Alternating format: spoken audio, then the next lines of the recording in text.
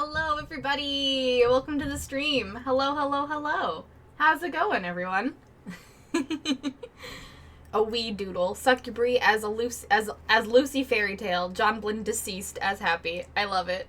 I love it. That is a very cute doodle idea. Hi, everybody. Hello. Thank you so much for hanging out with me today.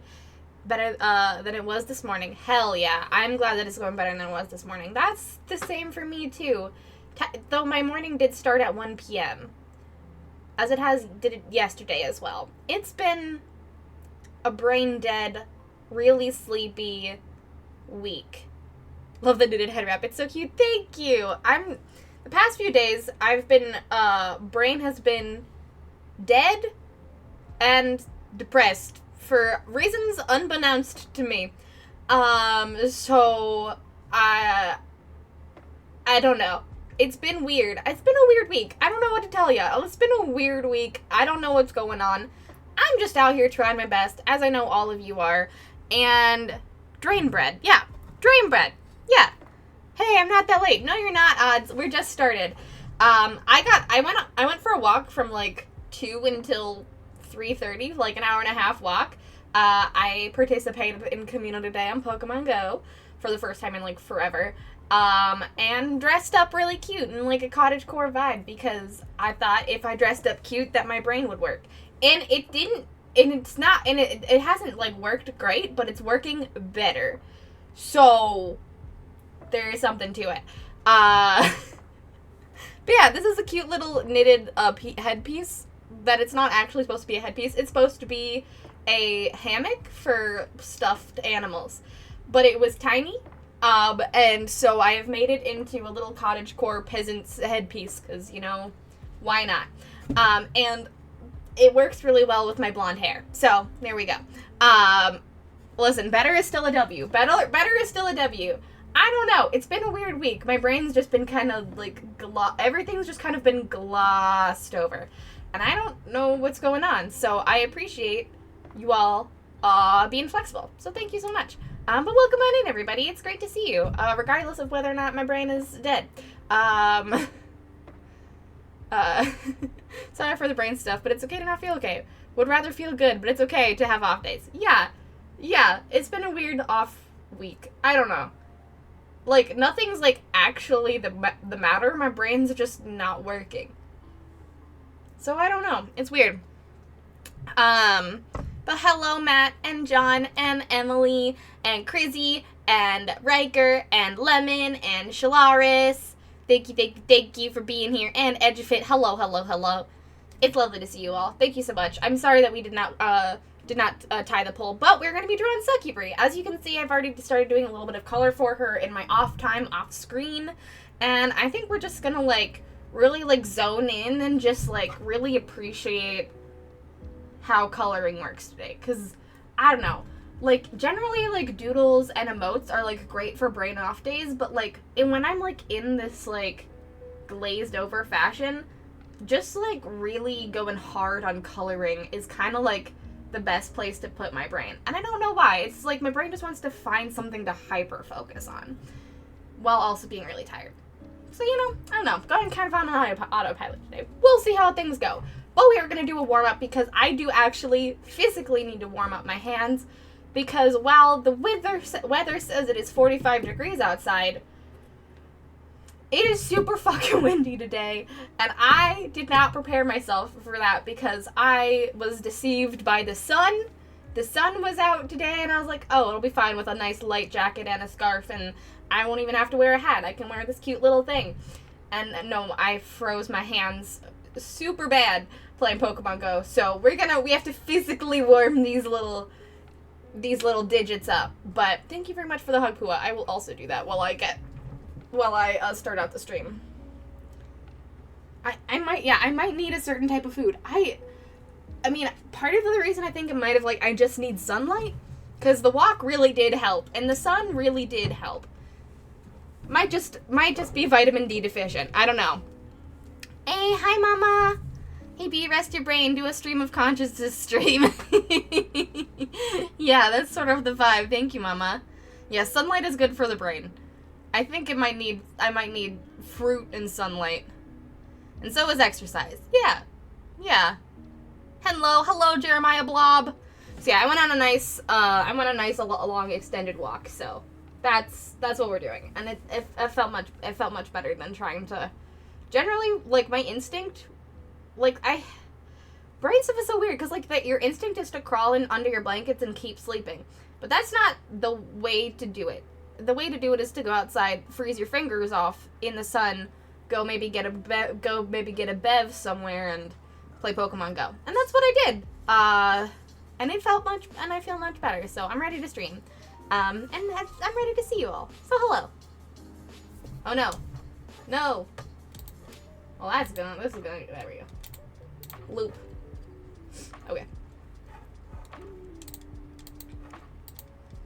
But yeah, so I know that's been kind of an off week for everybody as well. So how's your guys' week been? What have you guys been doing to take care of yourselves and sort of be kind to yourself this week? I know a lot of people have been feeling under the weather. I know some people have had to go take care of their corporeal form in the form of surgery. I know that some people are like just also not having great brain weeks. So I'd love to hear what you guys have been up to today that's been doing something special for you and taking care of yourself this week.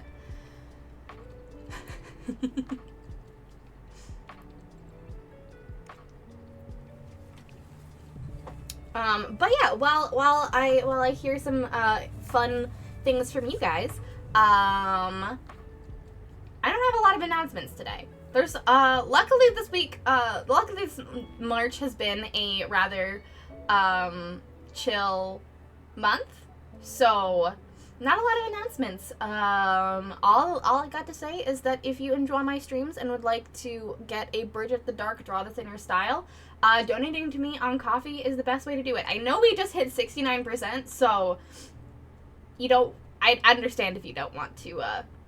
I don't understand if you don't want to donate. I get it. Funny number crew is important. But if you would like to donate, I have lots of different things that you can do to help support my streaming career as well as my art. You can get commissions from me on my Kofi. You are also able to get you can also get pinup commissions from me on my Kofi. That is the only place that you can get pinup commissions from me. My regular commissions form doesn't have that offering. So if you'd like to get pinup commissions from me, you can do that on my Kofi. And that makes the bar go up at the bottom of the screen. So there is that as well.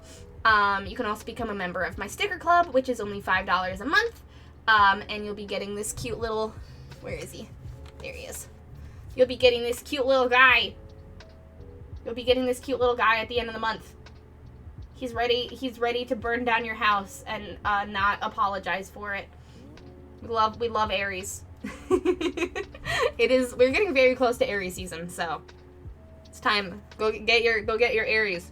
That also helps the bar go up, or you can just regularly donate to me just as well. So whatever you guys want to do. Coffee is the best way to support me. So please go hang out on my Kofi and check out cool stuff. Plus, if you become a member on either my $2 tier or my $5 tier, whatever you'd like to do, you get exclusive looks at like works in progresses and first looks at art pieces that I finished. So yeah, it's your boy.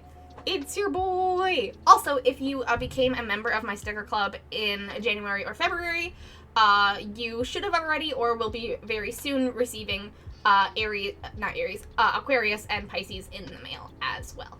So make sure to check your mailboxes and get Aquarius and Pisces. They're also very cute. I went back to sleep after Stitch woke me up too early. Sometimes getting more sleep is good for you. Heck yeah, Shalaris. I did a little selfie shoot with myself the other day and I went to the gym. Hooray! Little selfie shoot and going to the gym is good. Started the week seeing a movie, but otherwise it's been a week TM. I'm glad that you went and saw Dune. I hope you had a really good time watching Dune. It seemed like a lot of people really liked Dune too. Also, when trying to readjust one's sleep pattern, spend time outside in the light and outside in the dark. Trying to get your brain's day/night thing aligned. Honestly, that's probably not a bad idea. That's not a bad idea. Also, Emily says, I'm about to finish a little zine. Oops, it's 30 pages because it's mostly photos. Ooh. What kind of zine are you? Is it the collage Pantone thing that you're doing, or is it something else? Also, I have this cute little knitted cozy that a friend of mine made. I get for my birthday, I got so many cute little like handmade knitted stuff. I got this for my birthday, and this mug and this little knitted thing for my birthday from one of my friends. So many of my friends are into fiber crafts, and it's so cute.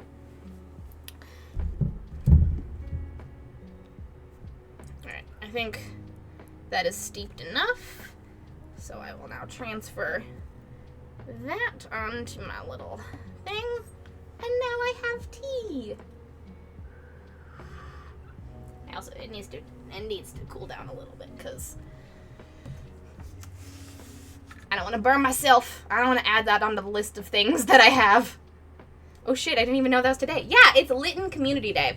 So, if anyone wants to go get Littens, do it. They're very cute. Go get a white incineroar. But yeah, I think I'm honestly caught up on chat, which is wild. But yeah, today we're gonna be working on Succubry, brain dead, so draw hot ladies. I'm taking a page out of Ike's book, and we're gonna draw hot ladies. 'Cause why the heck not? Oh, but that's also true. I forgot. See, Brain's already dead. I forgot we were gonna do a warm up. Let's do a warm up doodle. Let's do a warm up doodle and draw Succubry. 'Cause let's keep the vibes of hot ladies going. Let's keep the vibe of hot ladies going. Man, this is gonna be a brain dead stream. I can already feel it. Hello, I have forgotten how heads work apparently. Why do you say that? Are you trying to draw a head? Yes, it's a collage zine. I'm just gonna put it on Itch for free, I think. Hell yeah, that sounds so cool. I cannot wait to see it, Odds. And I'm glad that Dune is fucking great. I've only heard good things about Dune too. I know a lot of people were like, oh, Dune, the first Dune is okay, but the second Dune, people are going feral for it, so that's fun. I'm glad you had a good start to the week, Matt. I'm working on Miss Marvel, and I don't know how to put her head on her body. Yes. Have I seen the first Dune? No. I have not. I have not seen Dune 1 or Dune 2.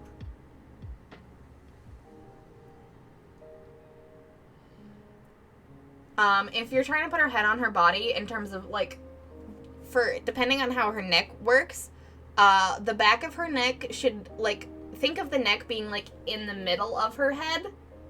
Unless you're also trying to, like, think of the neck as being, like, in the middle of her head. So, like, have the neck be, if it's, like, sideways, have the neck be, like, halfway down the chin.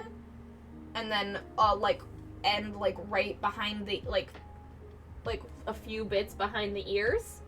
Or if it's, head on, make the back cheekbones be where the neck starts. It doesn't help that you gave me the funkiest pose. Oh, I'm sorry. I'm sorry. I'm a funky pose person. I'm sorry, Edgefit. I'm sorry.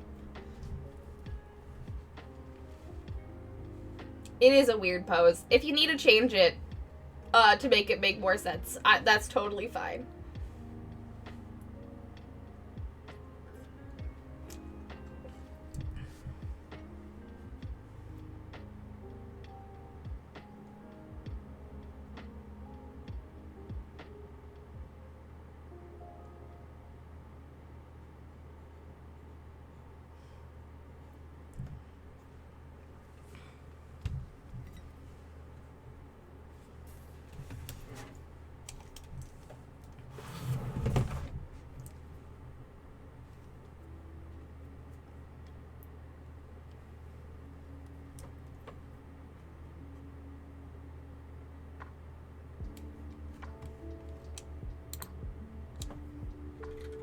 let's look up Lucy Heartophilia.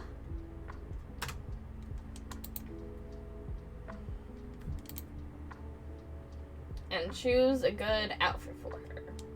Probably this one. Probably this outfit, because she is classically wearing almost nothing. She's that kind of anime girl. I'm sorry, Edgefit. I try to give you as much, like, of a finished sketch so that if you didn't want to, like, change it all that much, you could just, like, trace the lines and stuff, but also make it your own however you want to do it. Whenever I do, like, secondary sketches or send sketches to people, I always try to make it, like, as finished as possible so that they can, like, add things on via line art. But also, that might not be how your process works. So however your process works, go for it. The smartest and most powerful characters in Fairy Tail are also naked the most often. 100%. 100%. The most powerful characters in Fairy Tail, they get more power the less clothes they have on. Male or female. Speaking of Lucy, have you heard that they're doing an anime of the 100-Year Quest? Yes, I did! I saw the trailer. I'm really excited. I'm really, really excited. I haven't read the 100-Year Quest yet, so I'm really excited to watch the anime. I want to know what happens. Because I know, like, there's...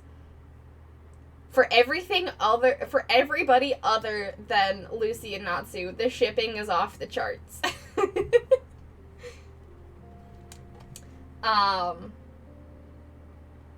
God. My brain continually forgets what we're doing. We're drawing Sakubri and John Flynn. That's what we're drawing. Okay. I need to also do it on my phone.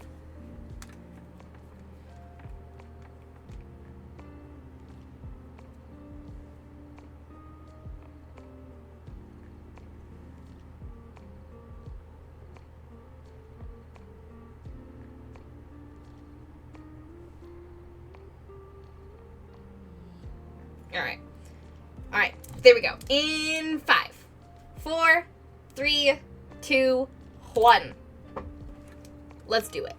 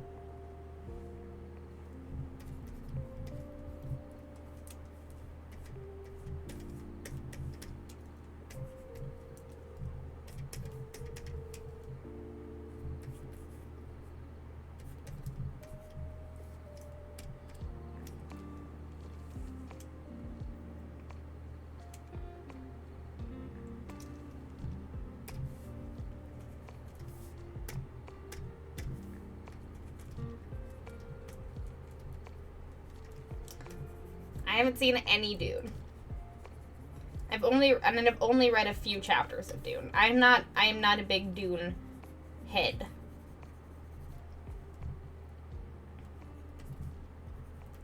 I was supposed to read it in my sci-fi and anthropology class, but I just read the Spark Notes for it, because it was a lot, and it didn't hold my attention.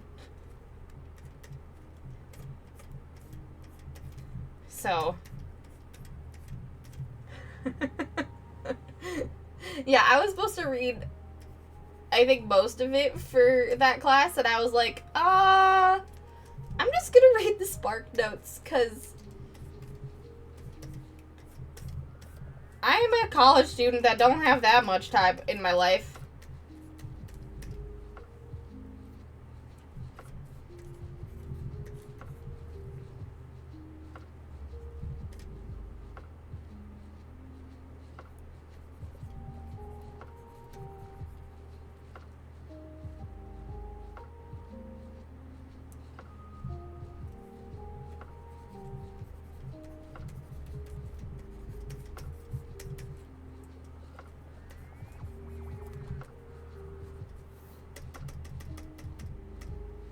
Nope.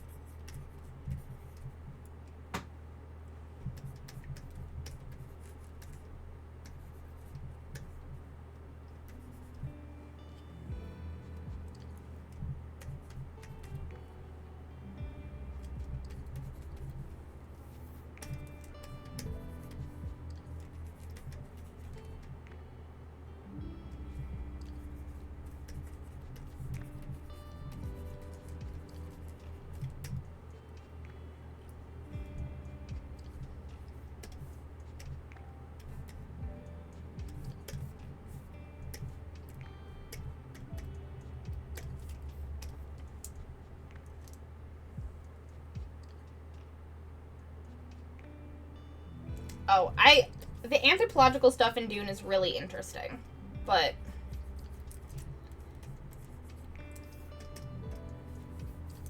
yeah,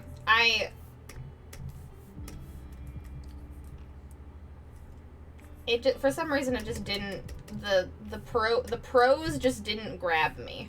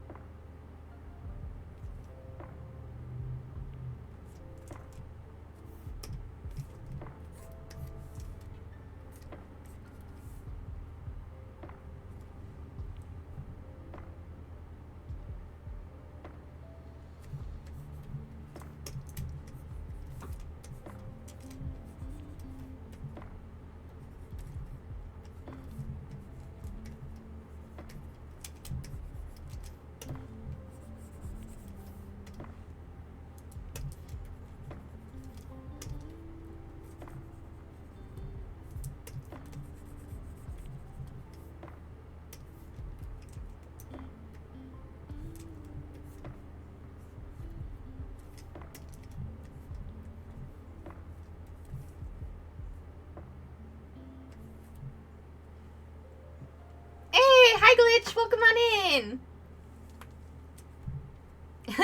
No worries. I completely understand oversleeping.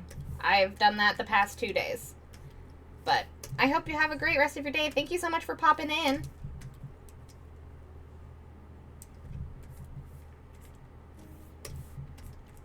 We're just doing a quick little warm-up because my brain is dead and I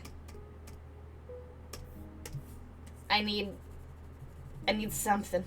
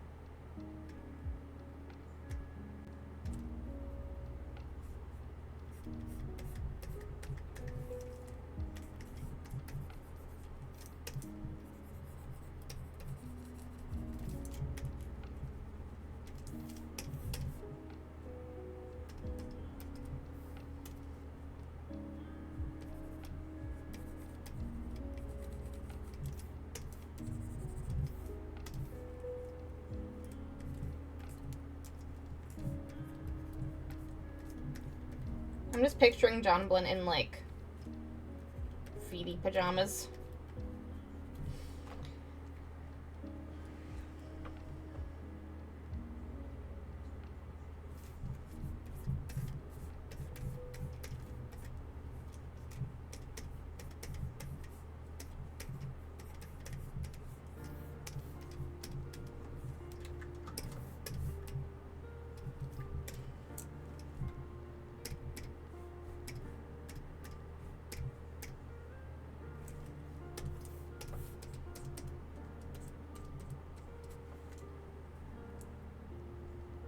I'll be lurking and maybe coming back in a couple hours with company if you're still streaming. Ooh, hell yeah! Have a great lurk, Glitch. I should be here until like 6-ish, if not later than that, depending.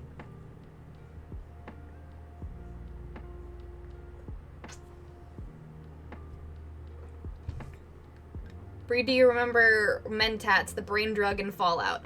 I did not know what that was called.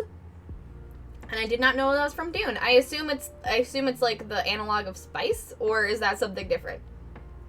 It's been a long time since I've been part of Dune, other than there are sandworms, the political structure is weird. Paul is a little strange. Spice is really important. And that's about it.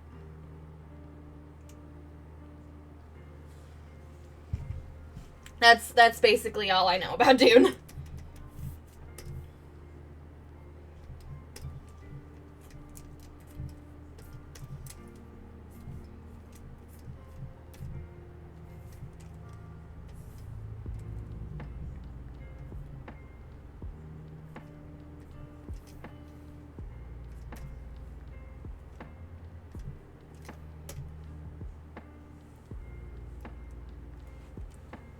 Paul is a little weird is really a good gist.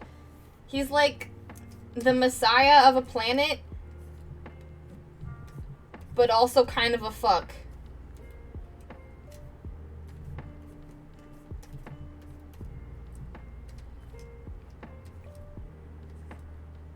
And the government's the space governments that Paul was supposed to be a part of really want spice. And then Paul said, nah, you're not getting spice. And that's about as far as I got.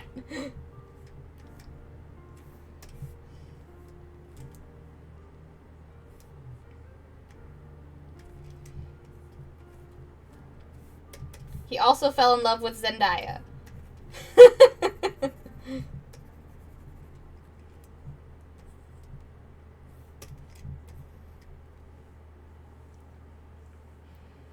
Mentats are people who are computers. Interesting. Mentats are superhuman computers. Interesting. That does make sense based on what I generally know about the Dune universe. Like, the only, like, the beginning of the book that I remember is Paul, like, going to these weird ladies, and the weird ladies made him have to be in a box of pain, and if he took his arm out, he would die.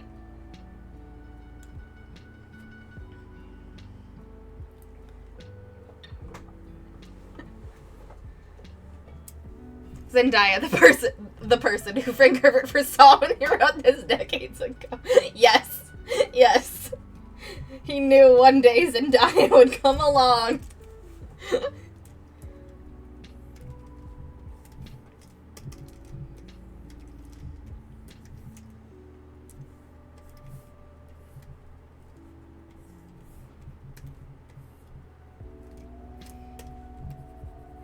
Look, at this point, whenever Zendaya's in a movie, I can't think of Zendaya as anyone other than just Zendaya. I can't be like, oh no, Peter Parker's in love with Mary Jane. No, it's this, Peter Parker is in love with Zendaya. Zendaya the person.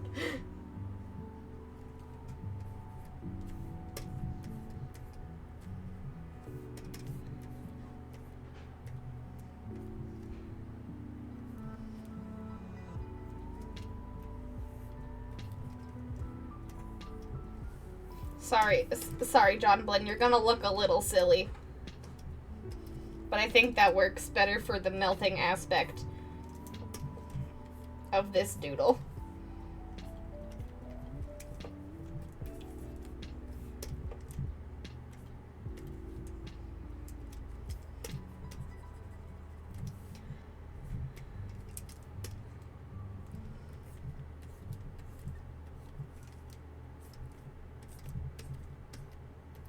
We only have 4 minutes.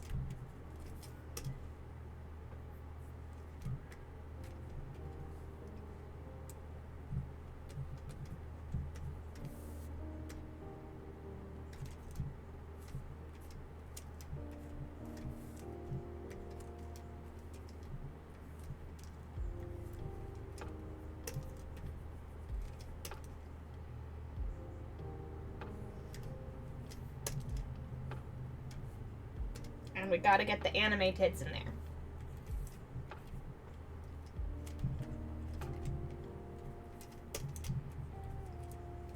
The anime tits are very important.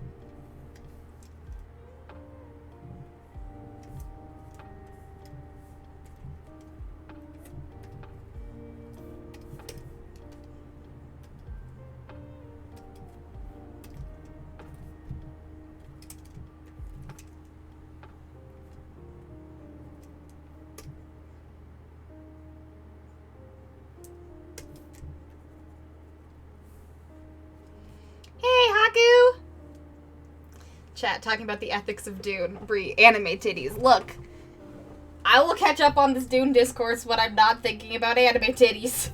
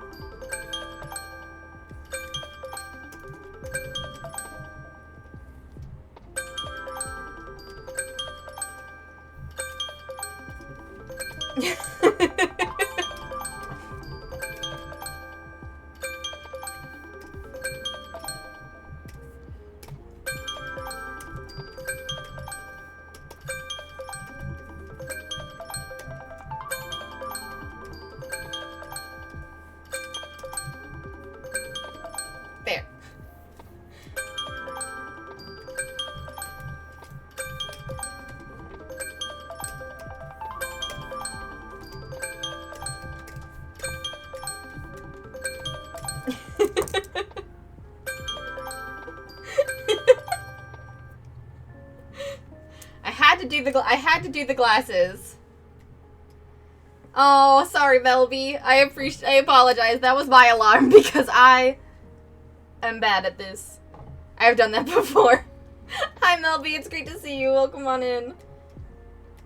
I'm sad I didn't get to do color, but because the color would have definitely let it know which character, which character is which. But you know, if you know Fairy Tail, I'm sure you know this Lucy Hardophilia hairstyle.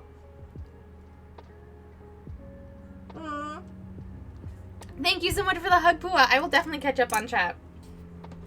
Alright. Let's catch up on chat. Our hot lady warm-up. Ugh. It really was, like, I got Succubri down so good, and then John Blinn is just a little bit of a mess, and you know, I think that works for the doodle. I think that works for the doodle.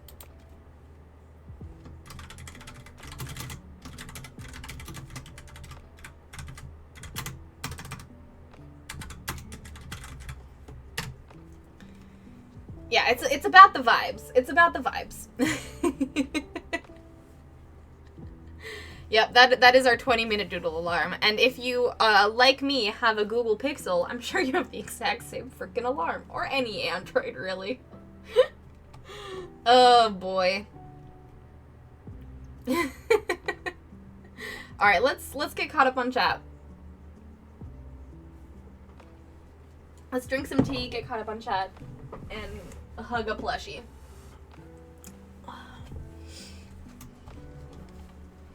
Pew! Alright, it's getting caught up on chat time. Hello. Pua's head will be my tea holder. Alright, there is a lot. Alright, I should probably start from the top, right? Woof.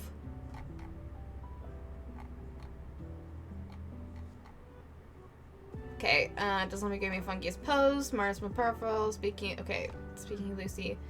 Okay, 80s Dune.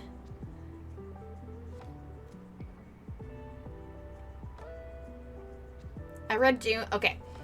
It's 700 to 800 pages. It's a lot. Yeah, it's a big fucking book. I'm pretty sure I still have it, because I had to buy it for college. I just didn't read it. You know. Look, whatever.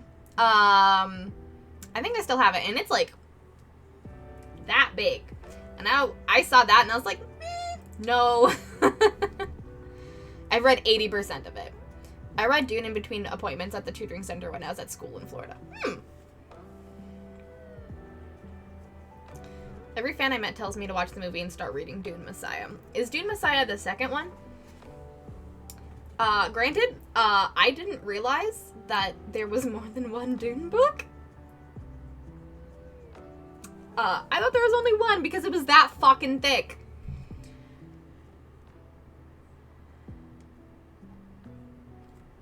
Bree would chew up the anthropological stuff in Dune. Oh, I'm sure I would. I would love to, like... I don't know if I want to read Dune, mainly because I am the kind of person that has a very hard time going through, like, reading crunchy stuff or, like, dense things. But I could maybe listen to an audiobook of it. Maybe. But yeah, I have a hard time, like, reading, like, really dense things. Which is why I read a lot of comics and YA books. Because it's not very dense. Or I learn about interesting anthropological stuff via you guys, like, telling me things, or, like, people info dumping things onto me. And then me, researching it. I weirdly, like, enjoy a lot of media that way. Just having a friend be really interested in it and then info dump on me. And then, research and understand things,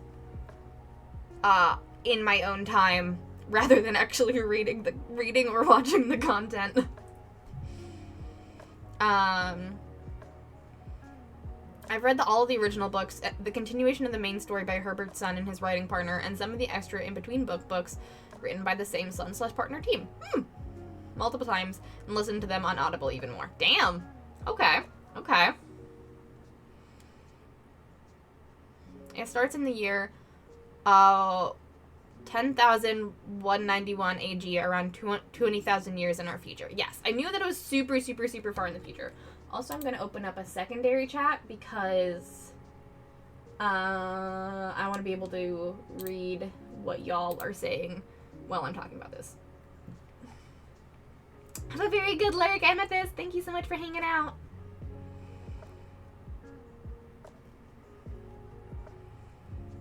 Hey, hi, Caldwin. Hey, and Hummingbell. Oh my gosh, so many lovely people are here. Hello, hello, hello. Welcome on in. How's your guys' Saturday going?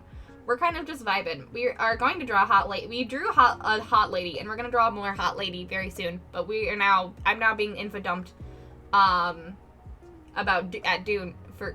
I'm now being info dumped about Dune. So welcome. Yeah, Dune is a whole series of very thick books. There are like 5 books in total. Holy shit, 5 books? Yeah, no. I would not have the, right? See? Hannah was, Hannah is with me. Hannah's with me. Dune is a series rather than one ginormous volume. That's what I thought as well. I thought there was only one. I thought there was only one. Caldwin saying Dune Messiah. Frank Herbert saying this is not a story about a good guy. This is a story of a cult leader. Yeah, because he's. I'm sure we'll get to this early, as I read through the info dump. Well, that I was the 20-minute info dump that I was that you guys gave me while I was drawing a hot lady. But yeah. Yeah, he's doing something. God Emperor of Dune. Yeah.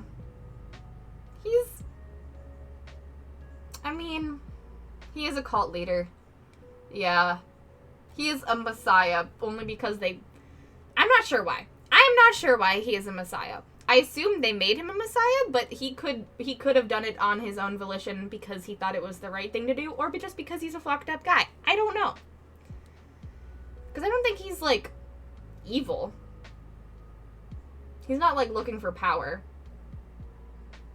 I don't think. At least that's not the vibe that I got. But I could be wrong. There's only 2 Dune movies out. There's only 3 Dune movies out. And I only apparently know about it enough. I only know about it apparently enough to know that there's 1 Dune novel, so... Yeah, start from the top, right? Yeah. Hey, very looking cute. Oh, thank you, Hannah. Thank you. I'm feeling very cottagecore today. And also, like, I don't know. This, like, blonde hair is kind of weirdly doing it for me. I kind of like it.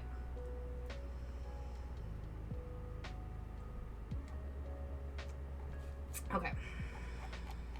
God, there's so much to talk about. Melby Toast says, my sister's the sole reason I have any knowledge of reality TV, specifically the Kardashians and Pretty Little Liars, and it comes in handy at trivia nights. Ooh. I love it when people info dump at me. And as John said, like the time I downloaded the entire plot of Tamsin Muir's Locked Tomb series to you on that drive to Decor. Yes. I was never going to read those books because I think they would make me sad, but I do want to learn about them, and it's really fucking interesting. And the same with when Miranda continually downloaded, like over a course of a summer, downloaded all of the Magnus archives into me. So now I know, like, everything about Magnus archives, having listened to none of it.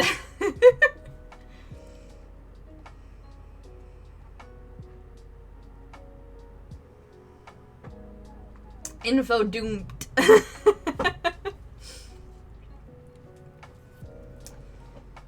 Okay. Blonde really works well with your skin tone. Thank you. I appreciate that. I think it works really well. I think the pink looks pretty good, but, like, I think the pale pink, I think, is the way to go. But, like, this pink and then, like, my dark, I kind of also like it with, like, I kind of like it being clear that it's, like, dyed in a weird way. I don't know. It feels flowy. I don't know. I like it. Oh, yes, the Locked Tomb series. Oh, you can talk to John all about that. John loves the Locked Tomb series.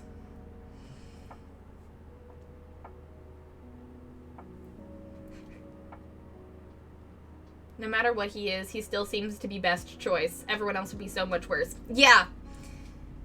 I guess that's kind of the vibe that I got, Dad. Is that Paul was dealt a rough hand and played it the best he was able. Yeah. Oh, hi. What are you doing? You're getting texted a code. Oh. Okay. Daniel's apparently banking. Jesus, alright. Alright, okay. There's so much. Oh, gosh. I'm never gonna get caught up. Alright. So Edge of It says, Paul was a good dude, but the future he bore on his shoulders was too much for him. It's a beautifully crafted story. I would listen to the original book on Audible if I were you. Okay. I could probably do that. I read a lot of books that way in college.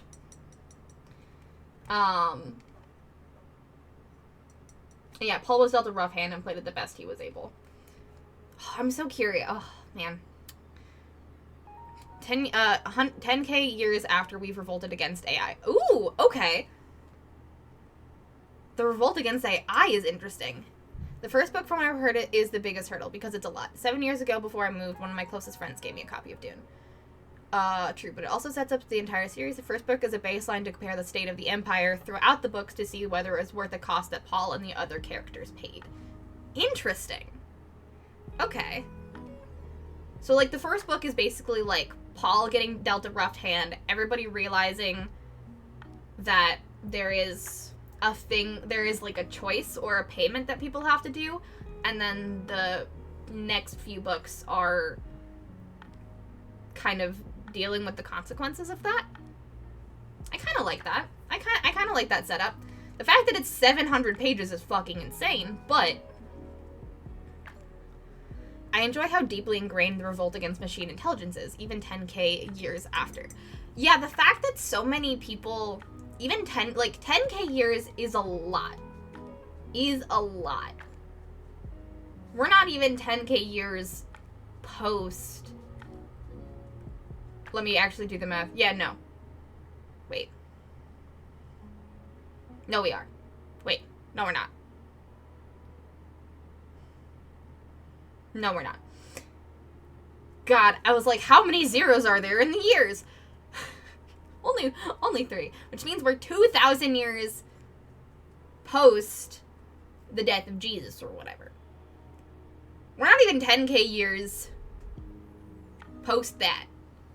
And, like, so much of the world has changed. Like, the fact that people care so much about technology in the world of Dune, according to what you guys are telling me, is wild given the fact that 10K years have passed. Because 10K years, like, in general, unless it was as devastating as that seems for it to be, and I guess also if you've had a civilization for a very, very, very, very long time, which we haven't already, like, they must have, like, really well documented the history for people to still be that ingrained in how things are passed down. Interesting. It seems implausible, but I'm curious.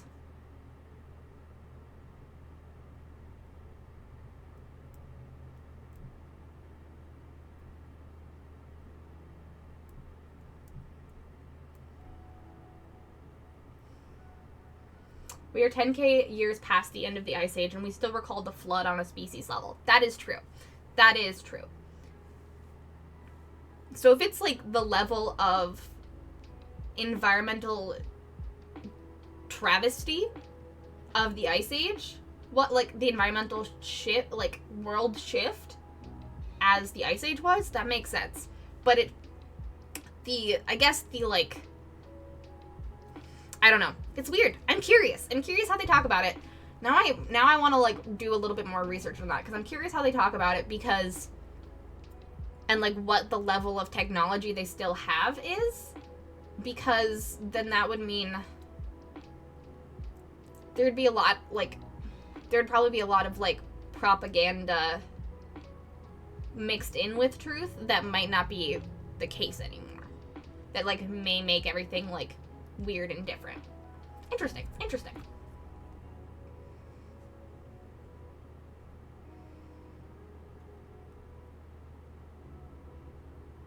Yeah, and that 10k years is what led to Paul and the need to shake up the universe with the Messiah. Yeah.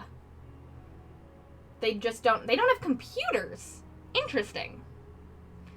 They're just so, like, because I guess, yeah, that's the thing that I remember about Dune is that they, like, very much don't have, like, they've got weird, like, mystical technology, but they don't have, like, intelligent technology. And I guess that makes sense. Like spaceships, laser guns, etc., warp travel. Interesting. I didn't actually know about the warp travel. I knew that they had spaceships and, like, they were in space, but I did think it was, like, a lot more, like, rugged rather than, like, warp travel. No automation at all.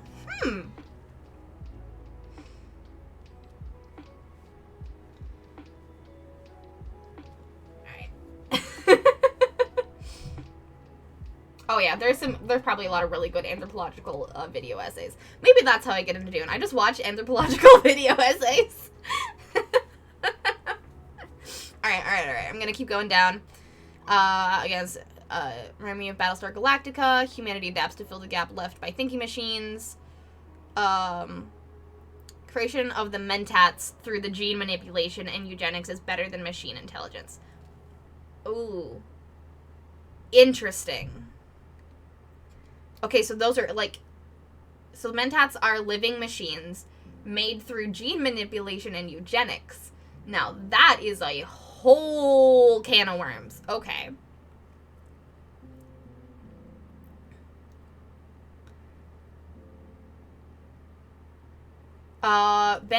Meeting Benjamin's Jezzard. Oh, odds. Ben and Jezzard are an order of nun-warrior women. Yes, those are the weird women at the beginning of Dune.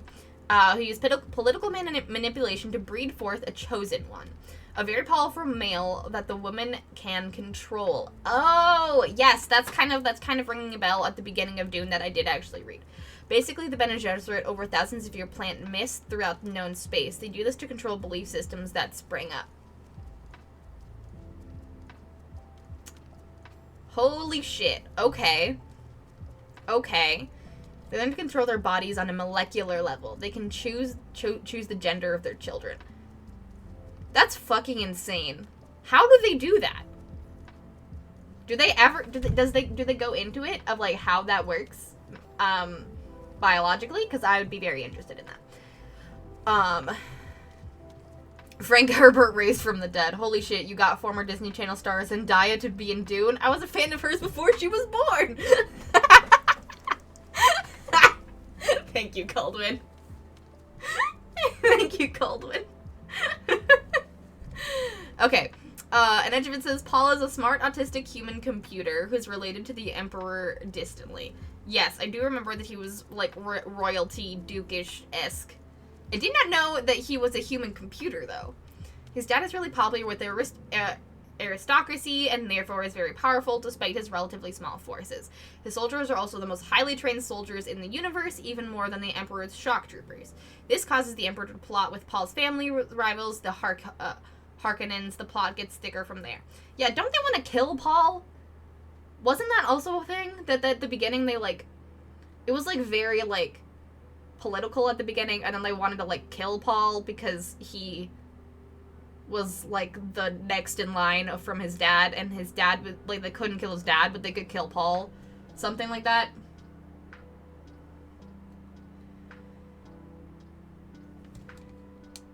They are in part the inspiration for Jedi. Futuristic feudalism! I love futuristic feudalism. Man, bringing back class systems and feudalism and, like, lineages is, like, terrible and so interesting, especially in a high-tech society.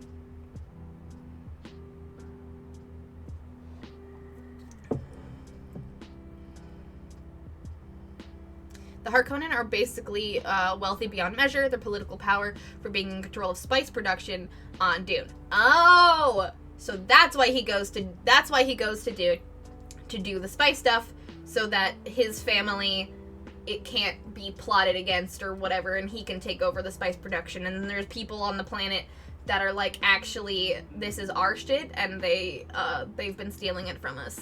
Right. Okay. Do. Sounds like we're doing our usual conversations. Yeah, we kind of are. Dune and anime titties at the point, but now it's just Dune and anthropology. And also, I could talk about this for hours, but I probably should get back to drawing here pretty soon, so I'm rushing through this. Okay, I see sounds like, okay, so without spice, there's no FTL travel, so the galaxy-spanning empire just shuts down. Oh, so spice isn't just a drug, spice is, like, literally everything. The spice is how the Bene Gesserit manipulate their bodies, and it's how almost anything supernatural happens in Dune. Huh. Spice is the answer to everything in Dune. The reason why anyone has any power of any kind is spice. Interesting. I did not know that. I thought that spice was a new thing that people discovered. But you're telling me that spice has been a whole thing this entire time. Oh. The Harkonians plot with the Emperor, and the Emperor gives Dune to the Atreides. They go there, only to be betrayed by the Emperor and the Harks, who have Imperial shock troopers among their forces. It is a ploy to destroy the Atreides family, but Paul escapes, so the ploy fails. Got it. Okay. Classic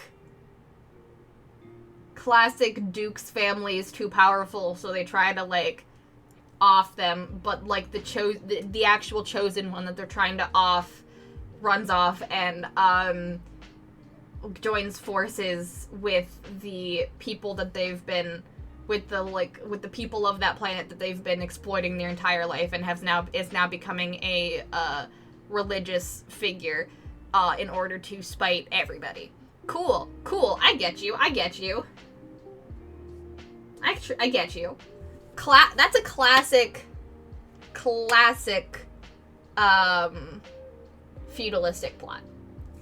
That is a classic feudalistic plot.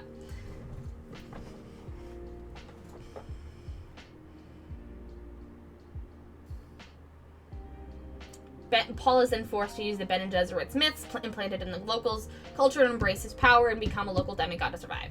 And exact vengeance, etc. Yes. Yep. He then... Yeah. Okay. I get the vibe.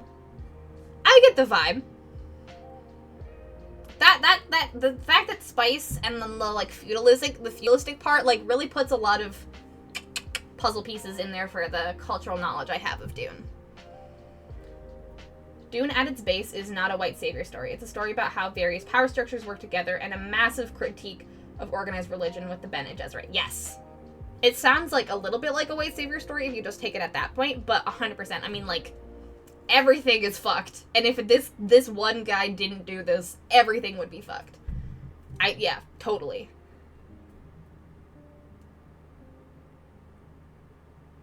Yeah. Yeah, uses the white savior myth to tell it's bad. It's a bad savior. Yeah. It's the white savior myth vibe is the metaphorical piece to bring a deeper story. Yeah. It's about using different, it's a trope that is like, yeah, I feel you. I get it. It's not exactly the same thing, but it's a trope that, like, gets people to understand what it's about, and then turn that on its head. Interesting. Yeah, and uses it to subvert it. Mm-hmm. It's also about basically how it's not that absolute power corrupts absolutely, but that power attracts the corruptible. I love that, because that's also, if you were at my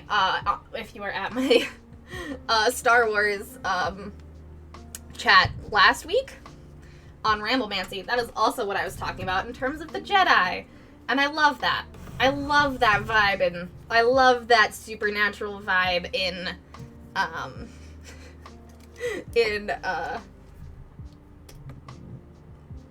My brain is still dead, even though we're trying to fire my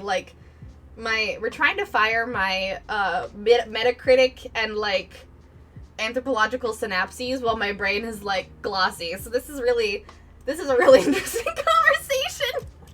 It's a really interesting conversation. But yeah, I was talking about similar things Edgefit in terms of absolute power corrupts, or it doesn't corrupt absolutely, but it attracts the corruptible in my Star Wars rant on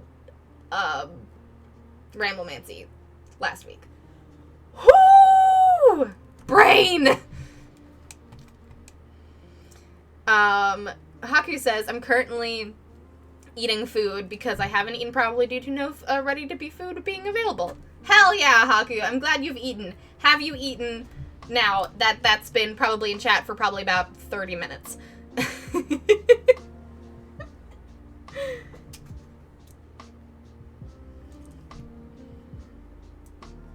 Interesting. Really interesting. I like the idea of using the white savior trope and then turning, like, as, like, here is an example of this the kind of story that you'd think this is going to be, and then it turns it on its head. Yeah. It's a critique of that, on that power setup. But a little bit of a subversion in different aspects. It's a lentil soup with a few too many lentils since I miscalculated. Oh, thank you for the phone.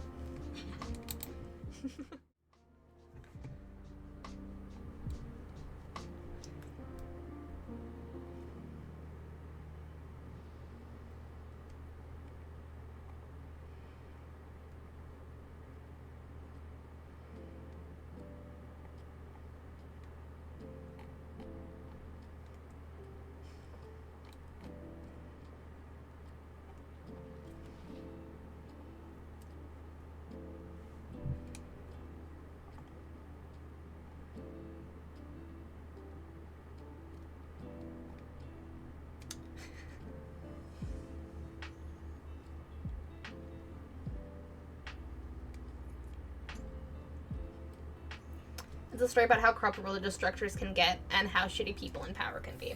Yes. I mean, I think it's, like, especially, in terms of the white savior aspect, I think it's really important to, like, have that trope be there and then use it to show that, like, the reason this trope exists in general is because of the societal structures that make it a thing. Of, like, societal structures that give people the reason to, like, have people be oppressed and things like that. And, like, showing that people in power will always, like, no matter who they are, like, is always corruptible and will do terrible things to people lower than them.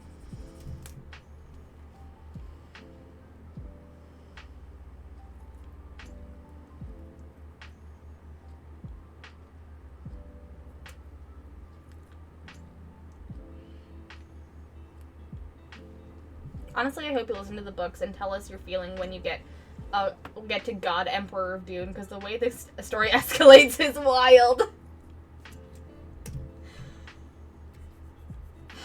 God Emperor of Dune is wild. I also saw, I haven't caught up on chat a whole bunch. I haven't fully caught up on chat. I am doing my best.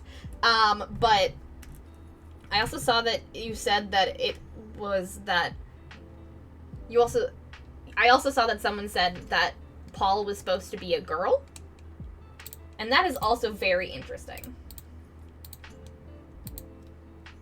And also earlier someone said that his mom said F you to the Bene Gesserit. And did she say F you because she then made Paul not because she then made Paul became male rather than female, which is really interesting.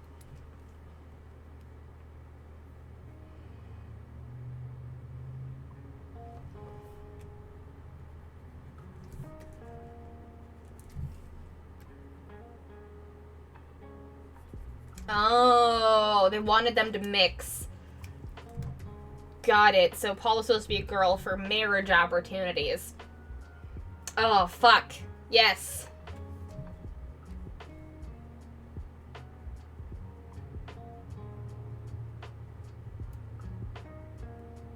Was supposed to be a girl because the Bene Gesserit needed another girl to continue cultivating their eventually genetically perfect dude. Huh. Yes, the FU was having a son because she loved her husband so much. I love... It also was really interesting in terms of feudalistic stories that the FU is having a male rather than a female, because usually it's the other way around, which is really interesting.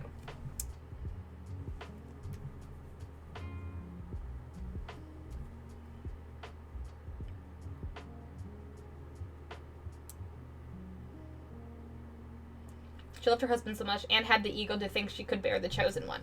And technically she did. So she wasn't wrong. The Bene Gesserit prefer girls because men usually can't use their powers without dying, and they can control the bloodline better once the daughters are indoctrinated into the order. Huh.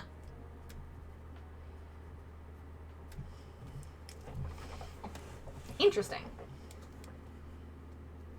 We love a storyline where women are superior, but also because that's the case, they are also now the oppressors. Weird. Interesting. Weird, but interesting. She was his concubine. Oh. God, feudalism. He had to save himself for a powerful alliance. Well, is being a concubine in the Dune universe, is that not, like, they don't get married? Yeah, there are some fascinating feminist readings. It sounds like it.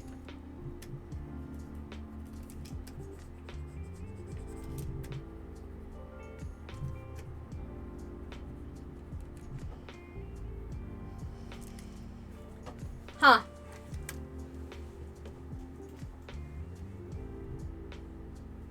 Women have a shitload of power. They just don't often occupy literal positions of power. Alright. Well, now I know what I need to do. I need to watch video essays.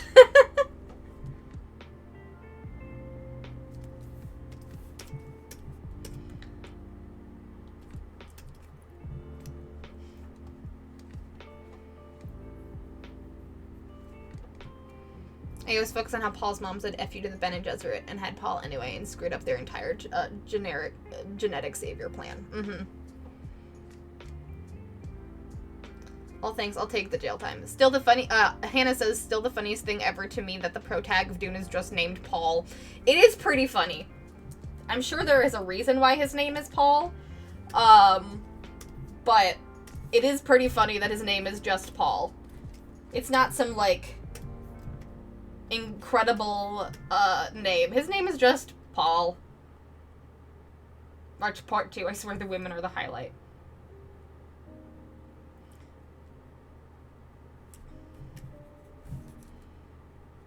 That's good.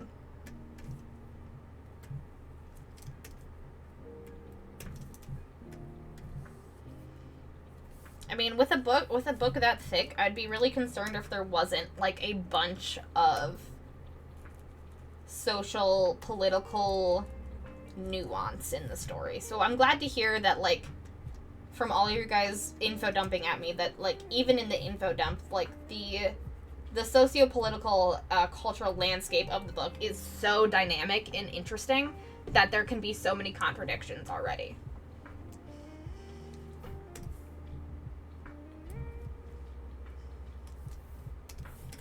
That is a sign of a good book.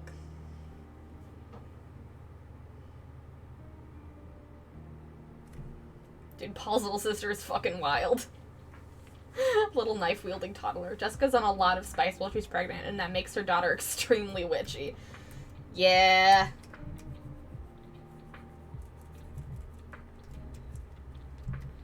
I do remember the little witch daughter. I do also remember that from the book.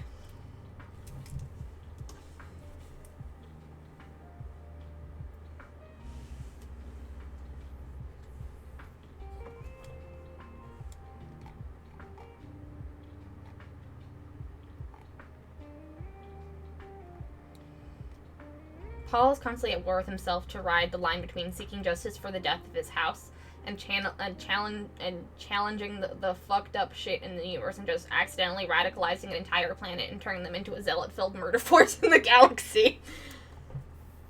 Well, hey, at least Paul has a conscience. There is that. Even if you go through with the fucked up shit, at least if you're questioning yourself if you should go through with the fucked up shit, there's that. There's that little ray of hope. There's that little ray of sunshine.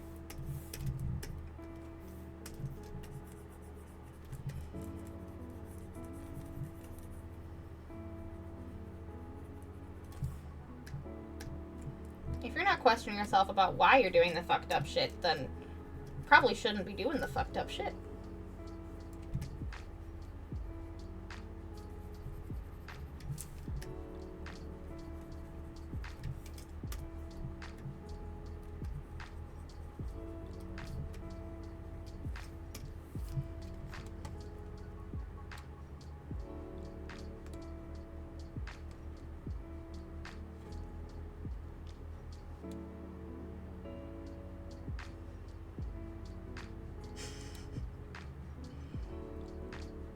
Alright, I'm getting to the point in the chat where we were talking about the Locked Tomb series. So we're switching gears. We're switching gears for a little bit, maybe.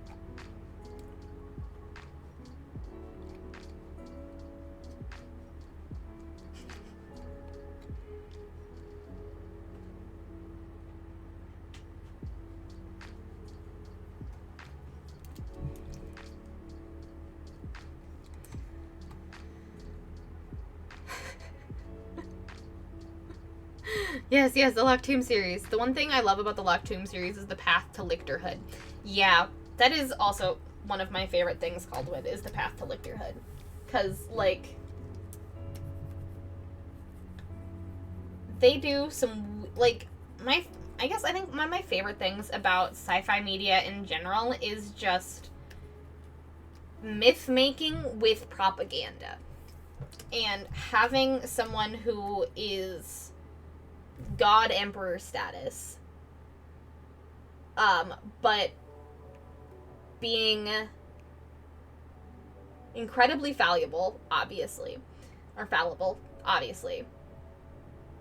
but also having the, like, ability to, like, I guess, like, having the propaganda to, like, be so far in your face in the beginning, and then, like, as the plot progresses, realizing that that's not truth, or those aren't, like, myths, that is just how propaganda has permeated so hard. And I think that's, like, my favorite thing. That's just my favorite thing about sci-fi, like, in general. Is, like, propaganda being so much more at the forefront. And, like, really using that as, like, as a storytelling tool. Oh, I have watched The Owl House, 100%. Very similar things in The Owl House.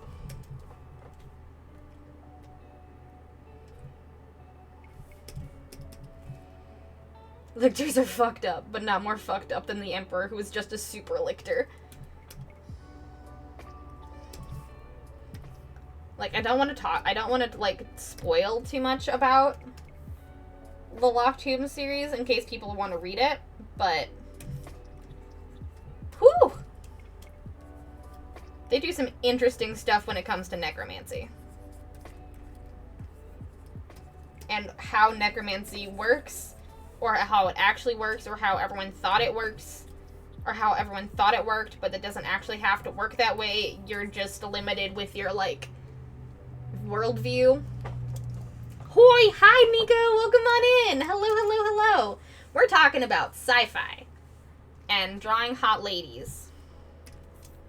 Because we spent a very long time talking about Dune. And we're still kind of talking about Dune. And now we're talking about the Locked Tomb series. And a little bit about just sci-fi in general.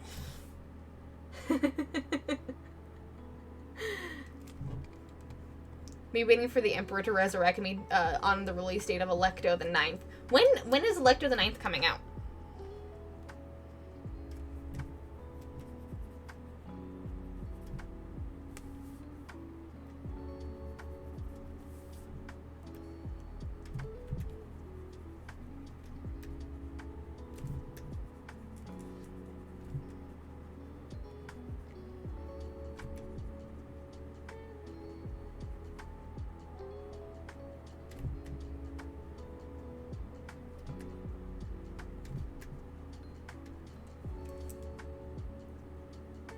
When is Electo coming out? Okay, so you don't know. They haven't said. Boy, do I have a sci-fi obsession right now. And with right now, I mean, like, last October.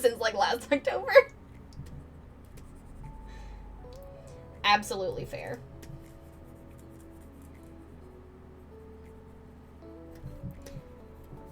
I guess I wouldn't say that I'm obsessed with sci-fi. I'm obsessed with the implication of anthropological cultural metaphors of sci-fi, which is much more probably a annoying intellectual thing to be interested in.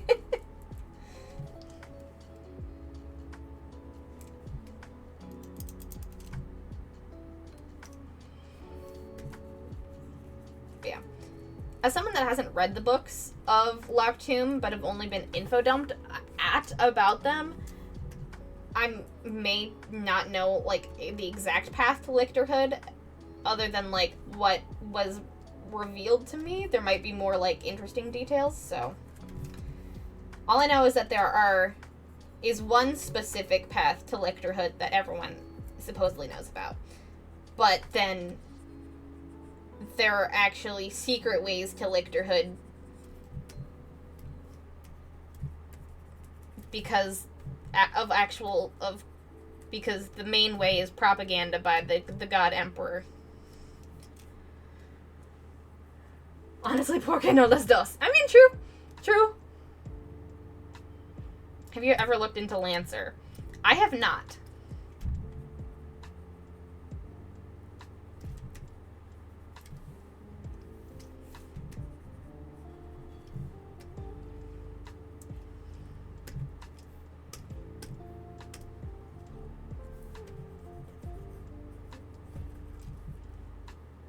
I've heard of it, though. Frank Herbert's science fiction classic Dune is a complex and multi-layered work that explores themes around cultural and historical development, religion, ecology, and human nature. At its core, however, the novel is a cautionary tale about the dangers of ambition and the corrupting influence of power. That seems like a pretty good, based on everything that you all have told me about Dune in the last hour. That seems about right.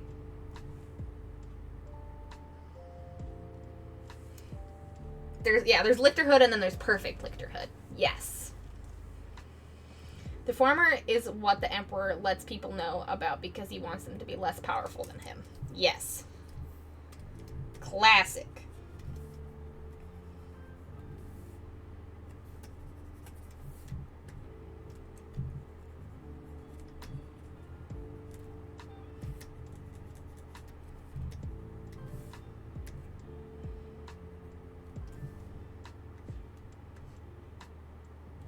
Also, can we talk about...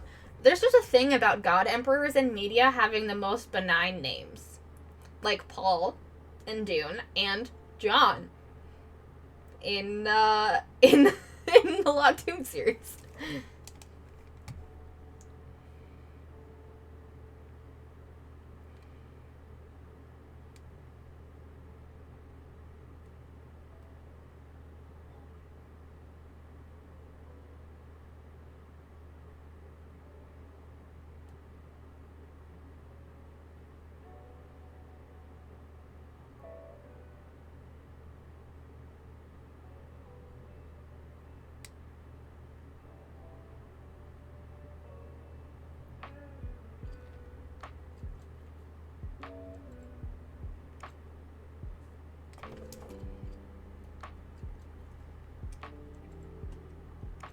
Yep, he's just a 20th century scientist named John.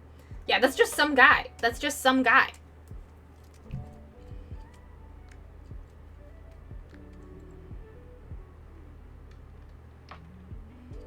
White savior complex and corrupt religious structures usually go hand in hand, and that's kind of the point. Exactly, Amethyst. And I'm also I'm going back through chat. No offense to any Johns. No offense to any Johns out there. No, none at all. Is it actually spelled like your name, John, or is it spelled John?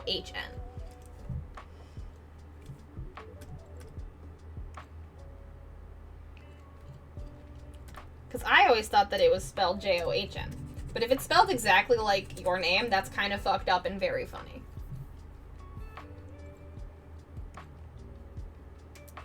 Yeah, and yeah, they're not just common names, as Jesse said, they are biblical names. I was gonna say that I think that's kind of the point, is that, like, Paul and John are very, like, classic biblical names.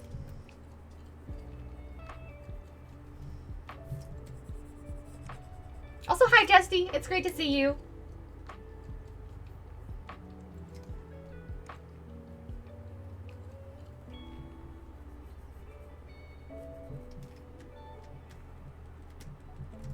Now, I don't know anything about biblical anything. I just know that those are biblical names. And so I don't really know the, like, the names of the people or, like, the stories that those names represent in the Bible, but I know that they're biblical names, and I'm sure that's part of it.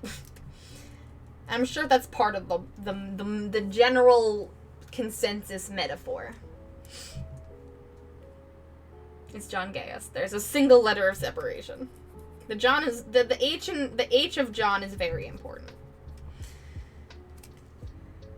And yeah, I always thought, like, the whole, like, the fact that Dune is a very, like, Muslim Arabia coded place is because of oil, spice. Wanted to say these stories are bad and be wary about charismatic leaders that win people over easily. Yeah, there is a very big, like, white savior Arabic oil metaphor in there in Dune as well. I always kind of figured that just based on what I know of the setting, and mostly I guess just the setting and the fact that these are native people of this planet being used for a very important resource. Saul the Pharisee who persecuted Christians changed his name to Paul when he became Christian. Paul changes his name from Paul Atreides to Paul Madib.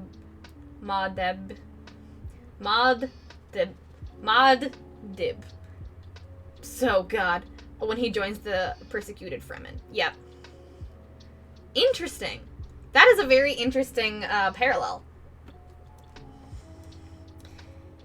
That is another thing about sci-fi stories that are universe-spanning, that have a lot of socio-political metaphor, that you gotta know a lot of trivia about just how the world works.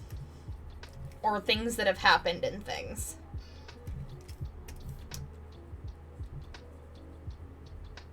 These sci-fi authors that write these socio-political sci-fi books, or culturally specific sci-fi books, pull from a lot of different things.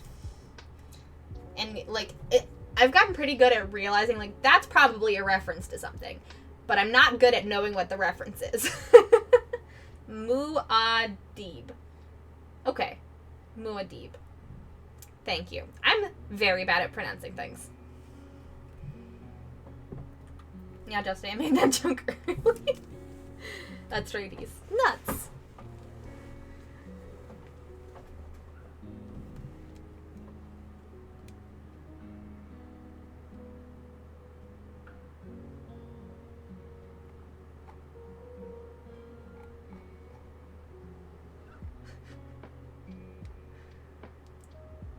It's spelled J''ONN because he's really a Martian. Now, that's a different John from a different sci-fi setting who is a Martian. God, there's so many Johns. Why are there so many Johns? John, why are there so many Johns in the world?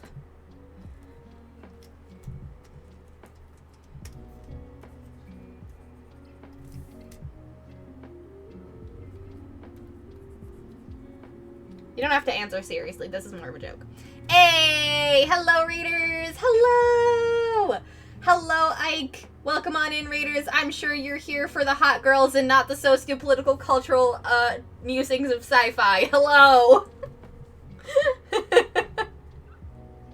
Because of the Bible, probably. Hi, Danny. Bonklings are here for all the Johns. How's it going? It's lovely to see you all. Welcome, welcome, welcome. How was you drawn, hot ladies, Ike? How were your hot ladies? I'm just head empty coloring Succubri while chat makes it so that I can't be head empty, and I'm now attending a lecture on sociopolitical sci-fi metaphors. Gourls! Hey, hot goils! Hi, C-Dot! Hi, Ike! Welcome, welcome, welcome!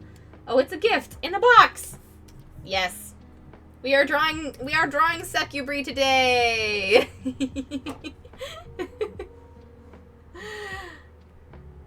Oh, is it not that hot, ladies? I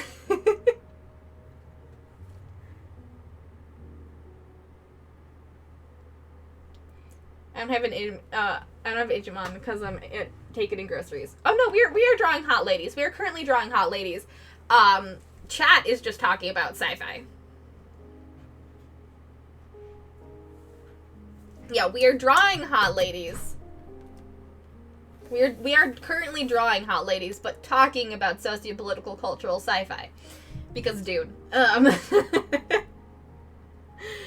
you are the guest lecturer in this class on sci-fi sociopolitics. Yes. Yes. I'm the guest lecturer, and by that I mean everyone's telling me a thing, and then I'm just kind of parsing it. Oh, Danny assumed it was the BG3 commission. Oh, it is not. It is not. We're drawing Succubri. Because I asked chat to choose, and chat chose Succubri. It could have been the bright one. It could have been Aelin and Isabel. Or it could have been Succubri, and everyone chose Succubri, so that's what we're doing. And by everyone, I mean 4 people, I guess. But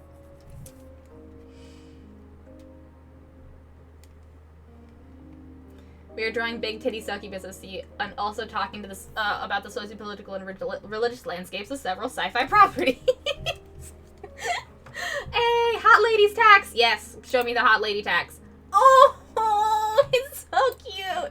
I saw this sketch, but oh my god, it's so freaking cute.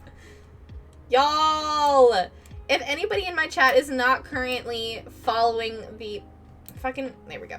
If anybody in my chat is not currently following the lovely Eichmann 5000, you really should, because he also draws hot ladies, and they're very cute, and they live on a farm. They're so cute, and I love them. Oh my gosh.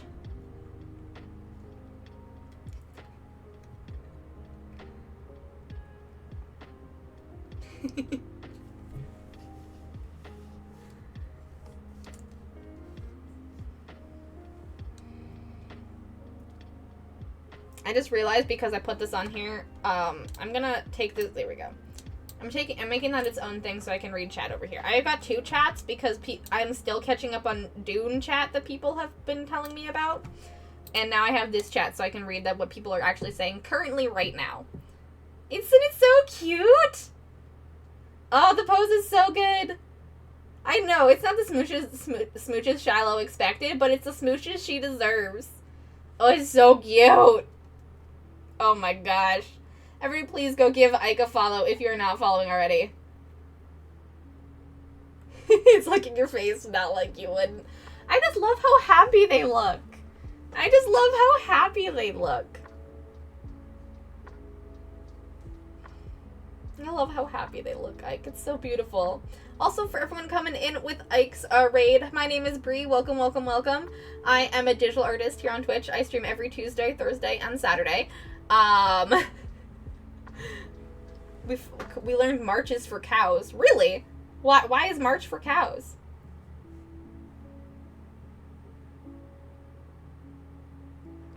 Ike is the best. Ike is very good. I also have a coffee where you can become a member and get a sticker every month, or you can just hang out seeing cool stuff and support me there. Or you can just come and follow me to know when I go live next. I draw lots of hot ladies, not like Ike does, but I draw lots of hot ladies just in general. I also draw goblins. I talk a lot about anthropology like we're doing today. Pardon me. Talk a lot about media and how we interact with it. That's sort of what we've been talking about a lot the last few weeks. I also talk about boobs and just generally anything. anime. I mean, we're just vibing. We vibe here, brain dead, talking about big picture things and drinking tea. So welcome, welcome, welcome.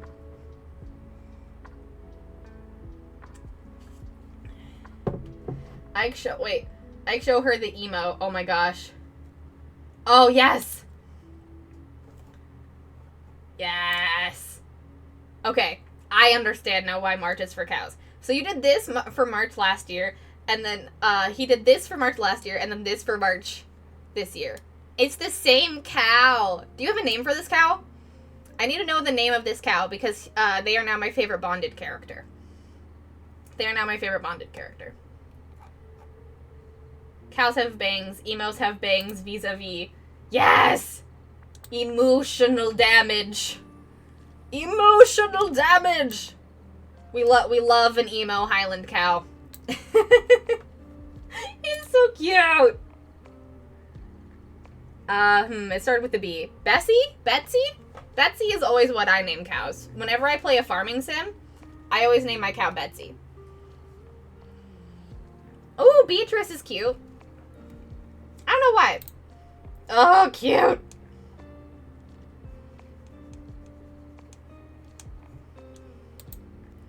Well, I need to know because they are now my favorite bonded character and that I will only care about them. Sorry, Shiloh. You have been ousted by Bessie, Betsy, Beatrice. But welcome on in, Raiders. Please tell me what your favorite thing about Ike's stream was. I would love to hear it. I assume it's the cow, but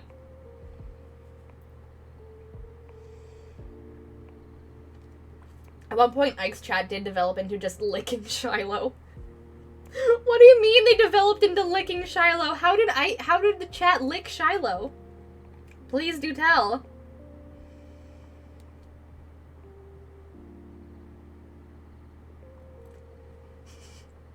Why are we here? What is our purpose? How do we find meaning amidst the chaos of oppressive structures? Also, boobs are good. Look, sometimes when you have, when we have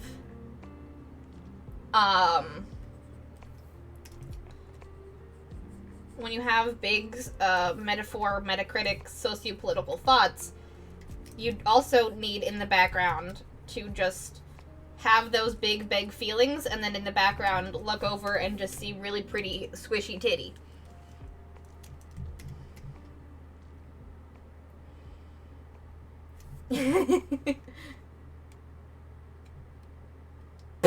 Danny. Listen, world hard and cold, titty soft and warm. Exactly. We can't have really important discussions about how media and authors talk about the horrors of our world and how we live it while not looking at titty. We need that on a t-shirt. I crave the chicken tendies. Ooh, yes, get some chicken tendies. You deserve it. I also crave the chicken tendies, to be honest. When I was on my walk earlier, we walked past a chicken tendy place, and it smelled so good, and now I want tendies.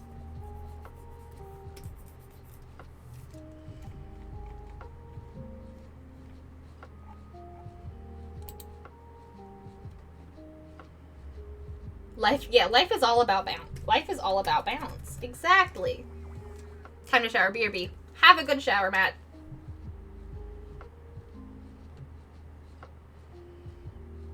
This here's my comfort titty. Squeaky noise. Look. If you don't have big titty, if you have big titty, you can't tell me that you haven't held your titty for your own comfort. You can't tell me that you haven't done that. Because you have.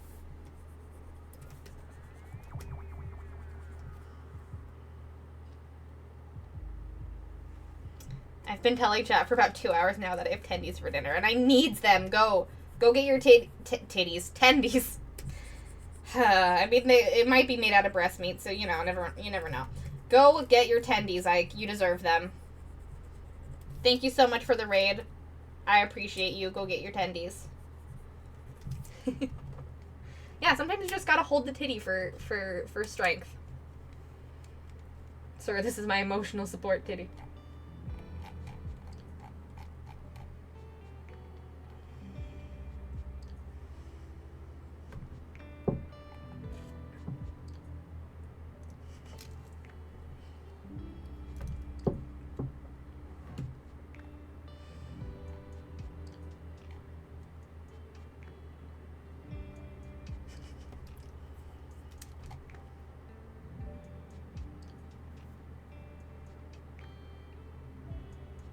We're talking about spice and worms.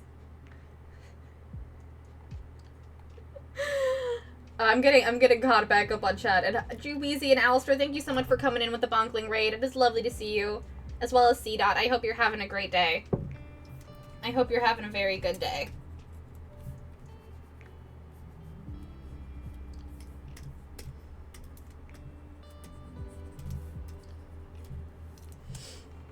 Catching up on chat. Catching up on chat.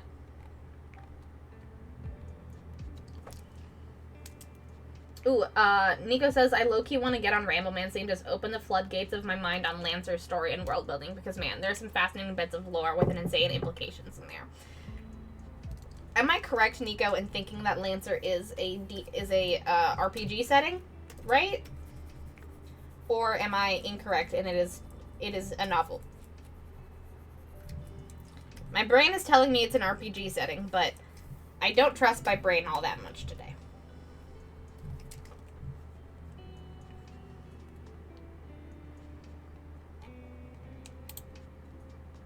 Yes, it's a TTRPG. Yes, I remember. Hooray! Lancer is a mecha TTRPG. Oh! Right. Yes, mecha TTRPG. Now the bells are ringing in my head.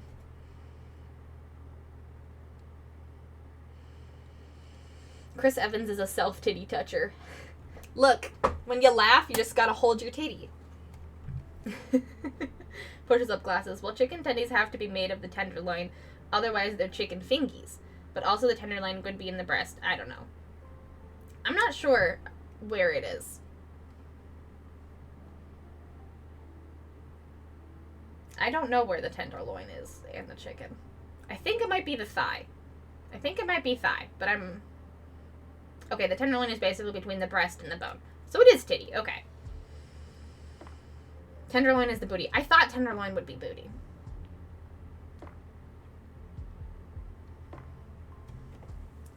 Yeah, I thought that Eric had mentioned it several times because he is a mecha fan.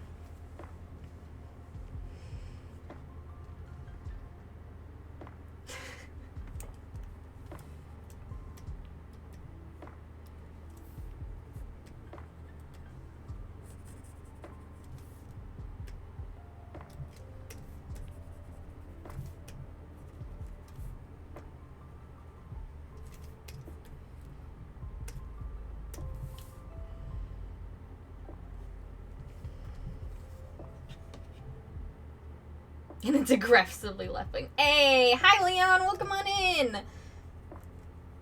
Welcome, welcome, welcome. Welcome to the Oh My zone. Where you don't that if you remove this present, you will get a present of your own.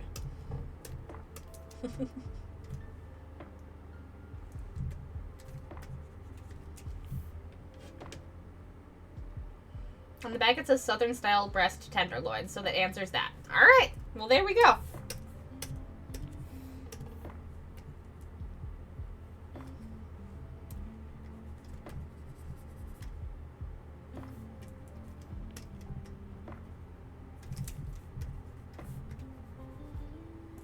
Personally, I always thought tendies and fingies were synonymous at this point, but the more you know. Yes, the non-Twitch version. Remove the present.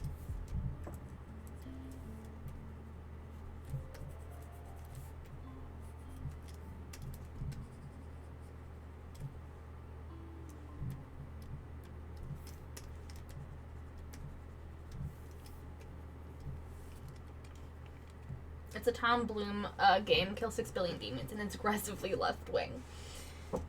I really don't know much about it, but it seems interesting.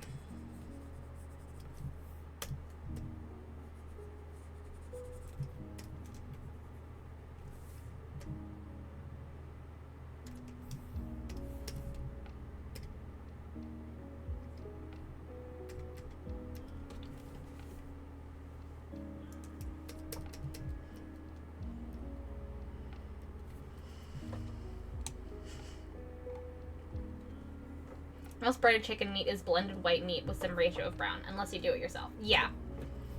I've been making a lot of chicken tendies, out of thigh meat, because it's really juicy.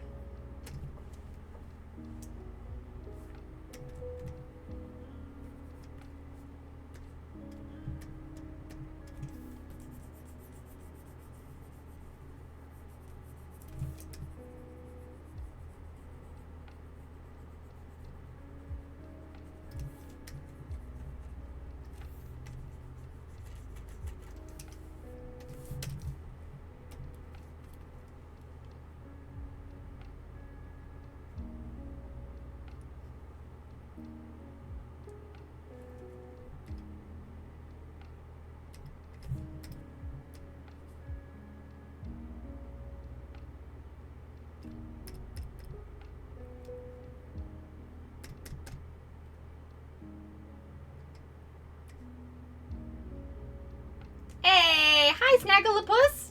You're very good at reading. Welcome on in. It's lovely to see you. Hello, hello, hello. Glad that you could pop on in. Welcome to the stream.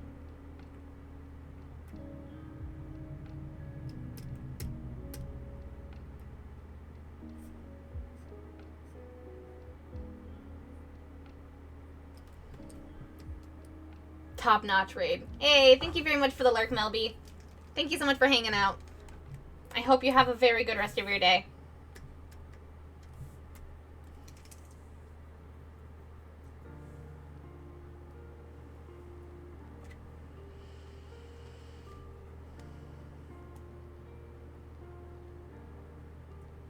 And, like, the whole concept of union, utopia pillars, and the three great traumas of humanity are already extremely fascinating to dive into and explore.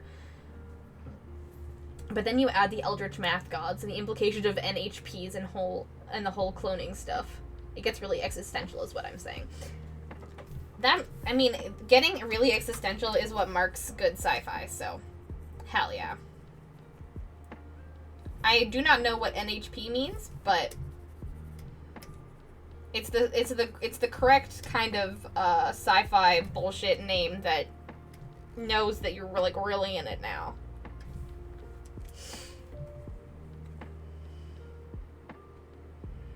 There's something about the thigh meat texture that I dislike unless it is slow cooked and pulled. I feel you. For a long time, I was definitely a big breast meat person, but I've grown to like thigh meat.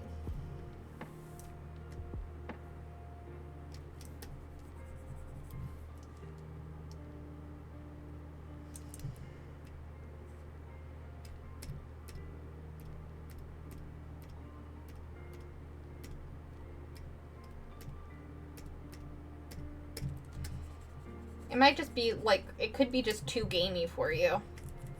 That's sort of what it is a little bit too gamey it's like a little bit gamey, but I find I kind of like the gaminess of it.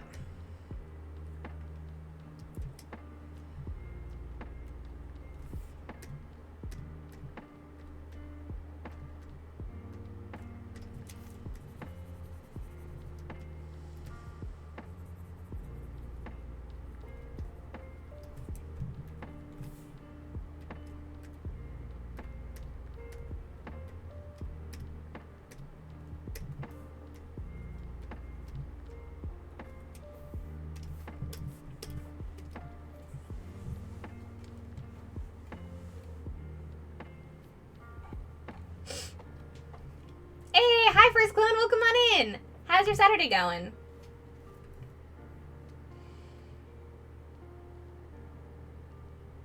Ooh, I've mostly finished Kamala now. I've got the lines for the Dino. Do I try for Moon Girl too? I think you got this. I think you got this, Edgefit. I think you can do Moon Girl.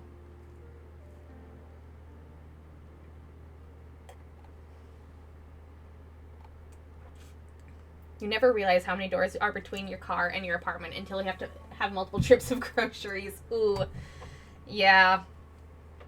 Multiple trips of groceries are a killer. You're doing so many pinups lately, and I'm loving it. I mean, when I told all y'all I'm doing a pinup calendar, I mean, we were kind of signed up for a pinup year.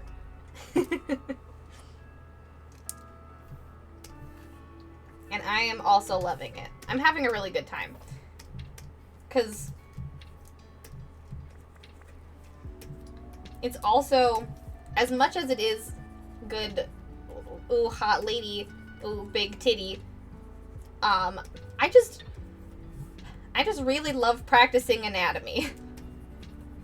This is, like, a really fun way to, like, get really, like, good at anatomy. And, like, and creating the, creating the human form. Because you'll never get bored looking at sexy lady. And you want to make it perfect.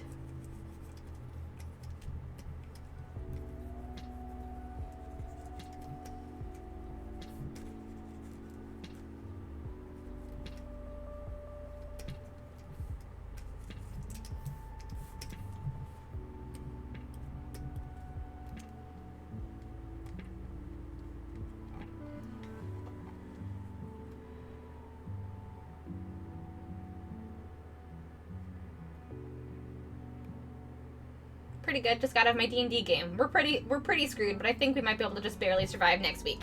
I believe in you. Why are you guys screwed? What did you guys get yourself into this time?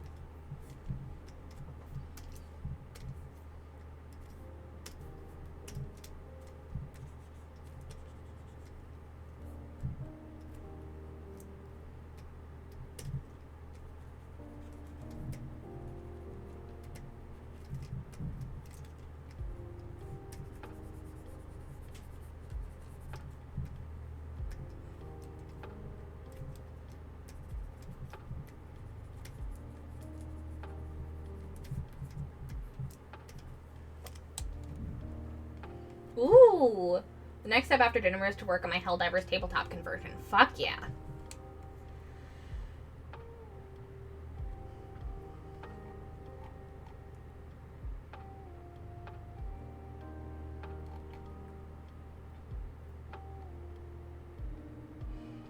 Non-human person. Oh, NHP, non-human person. Basically super advanced AI, but not actually AI. Interesting.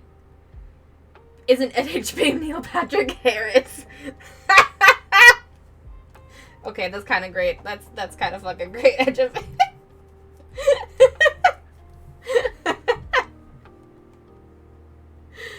Machine demigods. Oh my god. I'm the exact opposite. I hardly ever go for chicken breasts. Thighs are the way for me. Bone in, skin on is so good. No, I'm a boneless all the way. I hate picking bones out.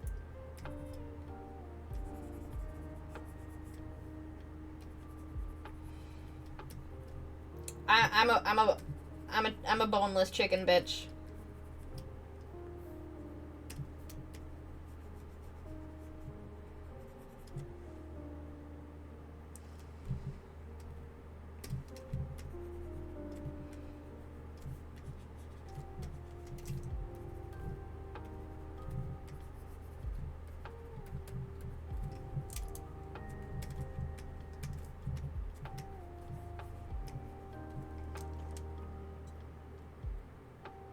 My food is finally done. Hooray! Eat that food, Haku!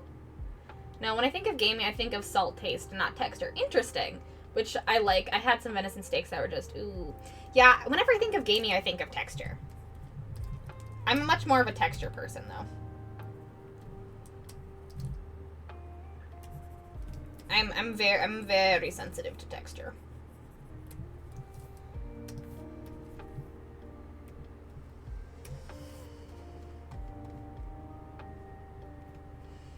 I kind of hate chicken breast, low-key. It's all about the thigh or the breast meat right next to the bones.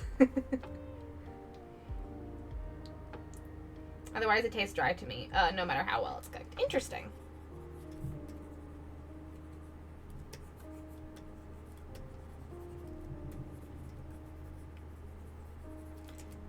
I always love learning about other people's eating habits. Because everyone has... The way everyone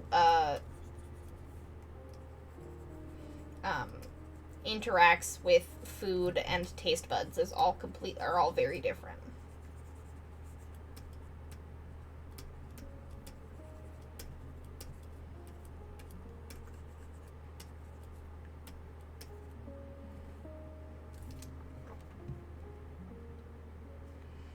Ooh, what do you call the crust of pizza after you eat the rest? The crust. I know that the bones is the fun way, but I always call it. I've always called it the crust.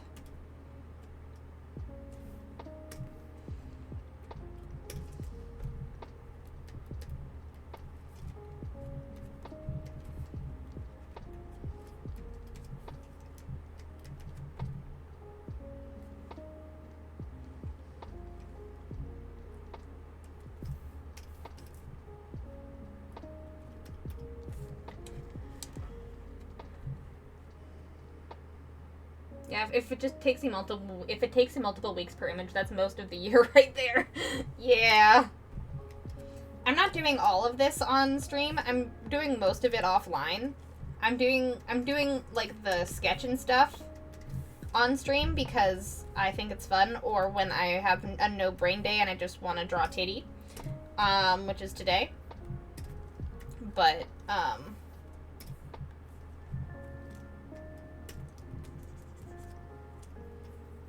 I'm doing most of it offline so we can draw other things on stream.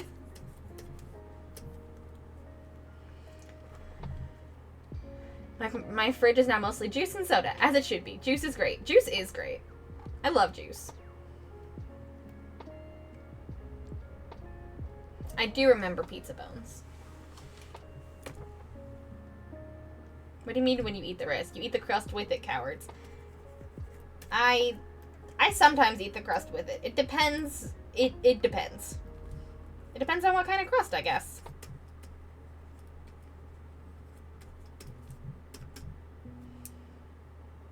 If the crust is good, I eat it. If the crust is bad, then I don't eat it.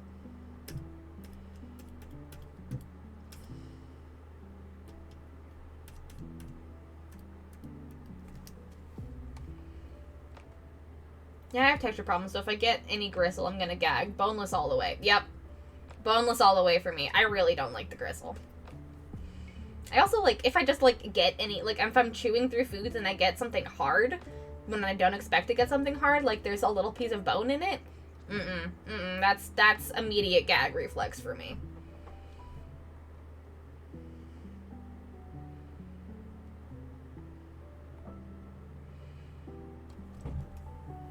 The NHP, they are extremely dangerous because they have pretty much unlimited computational power, but no concept of human morality but no concept of human morality or ethics. So humanity decided to force them into having those so they don't accidentally wipe us out. That's honestly a good idea. Probably a good thing. Probably a net positive.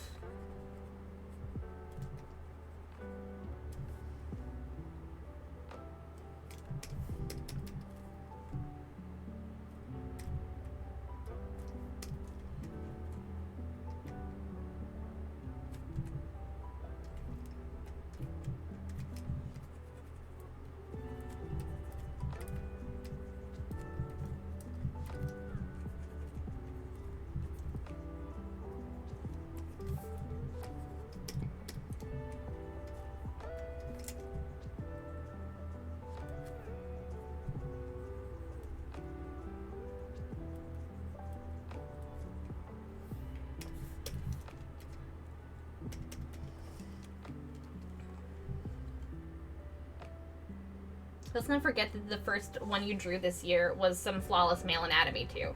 Joncubus, that Joncubus illustration is truth. Yay! I'm really glad you liked it. I'm really glad you liked it, John. I really did like starting with Joncubus. We've done 2 very good female anatomies, but you know, I did do pretty good on male anatomy too.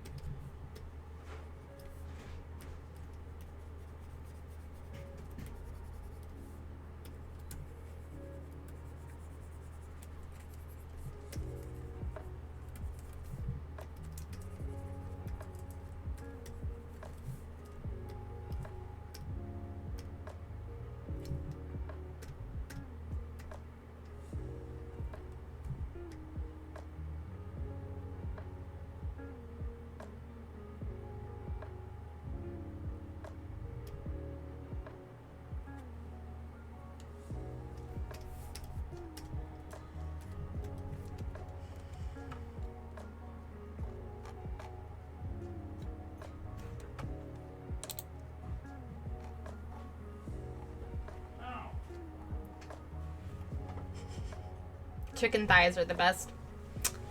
I agree.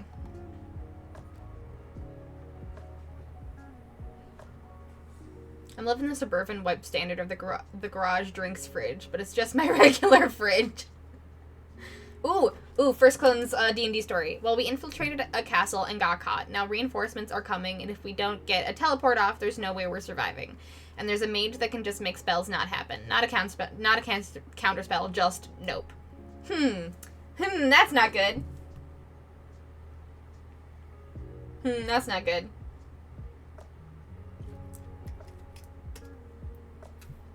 Yeah, Emily's probably doing dinner.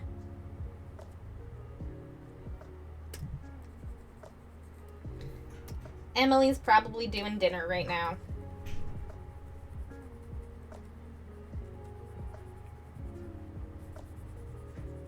You should still tell her that you added a mechanic from I love that you added a mechanic from Precious Things for Axolotl with Gun.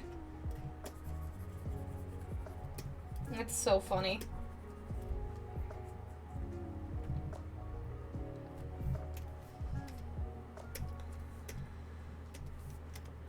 Axolotl with Gun! Yes, everyone should check out the game that John drew because of last stream that I drew, because I drew an axolotl with a gun. And so John made a game out of it.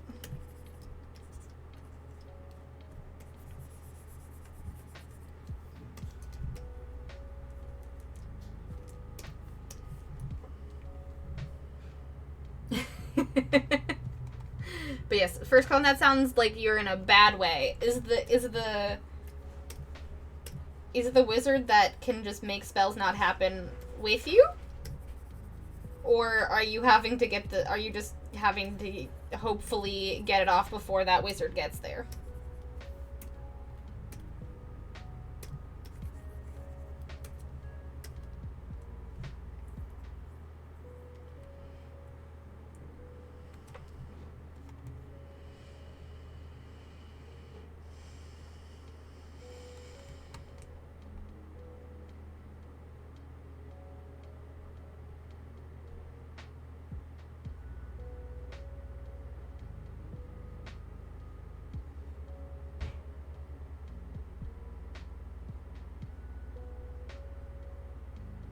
Not eat the crust. What kind of community is this? A community that is sensitive to food.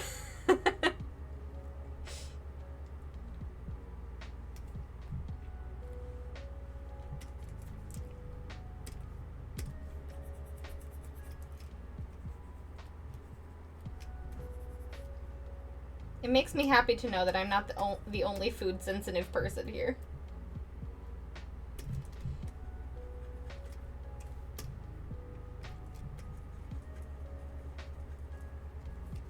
Or I guess texture sensory sensitive person here.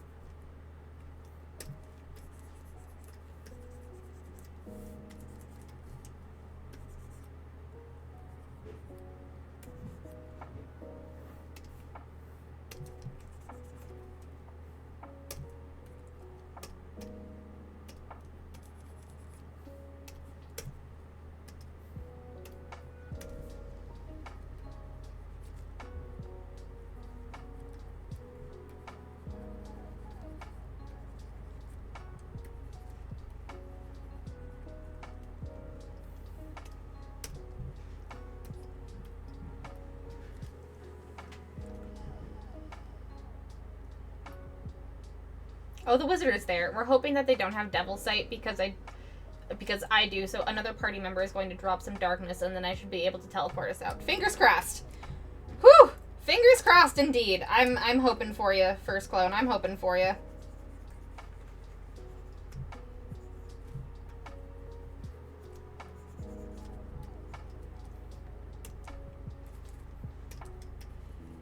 That is nerve-wracking.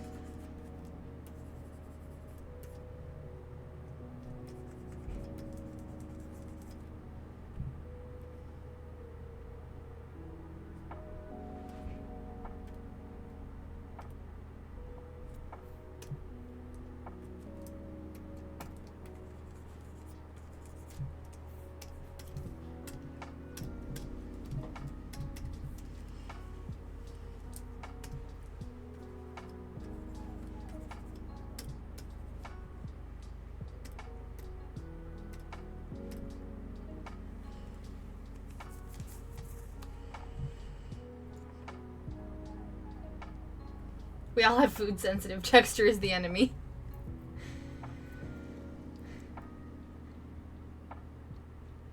Bread is good. There was a time where instead of pizza, I would order their ultimate cheese bread, which is cheddar jack, mozzarella, and garlic, and you could get regular pizza toppings on it. So bacon, give me pizza with extra cheese, hold the sauce, and hold the crust. Jimmy, give me a pizza with nothing. I mean, garlic bread is always very good. I've always preferred garlic bread over pizza. At least, generally.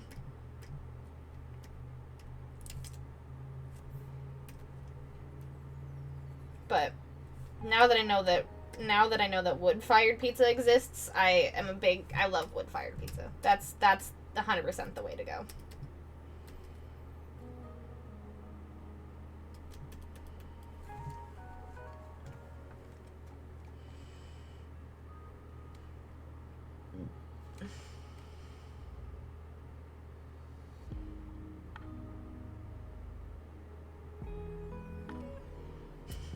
Basically, when you sit down to play, you bring something cute and something metal AF. Oh, cute!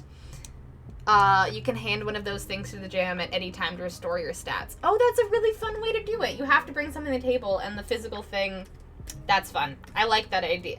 I really liked that idea in Precious Things, so I really like that idea for this. That's really cute.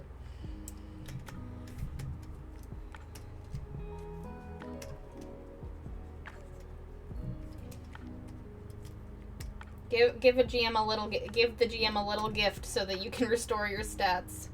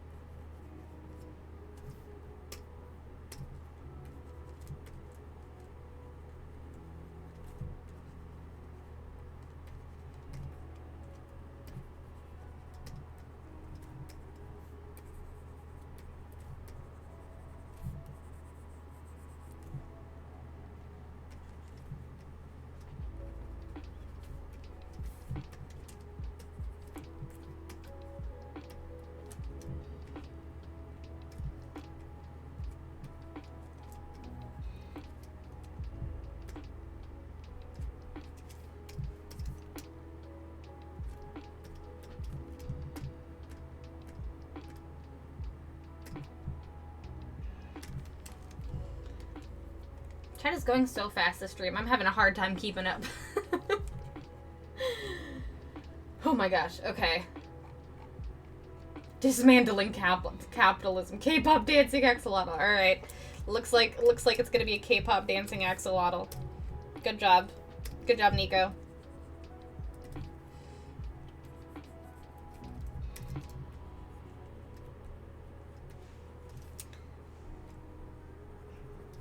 You discovered the John cuteness hyper focus.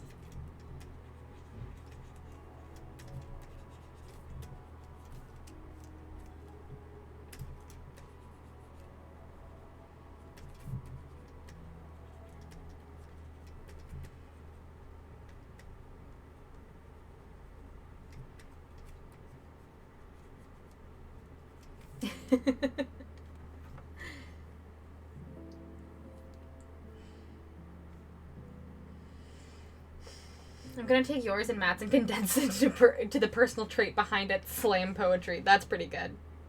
That's pretty good. I'm a big girl and wait, hold on. There's a lot going on in chat. Hold on. We all have food sensitive problems. Bad garlic bread is worse than bad pizza. Interesting. Yeah. Real talk, focaccia pizza. How is focaccia on the same level as pizza? Pizza and focaccia are like two completely different things.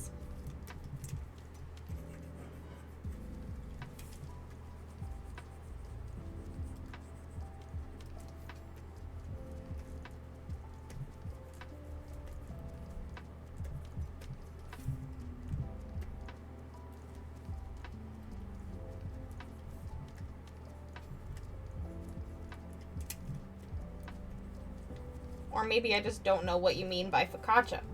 Because focaccia is just a type of bread, right?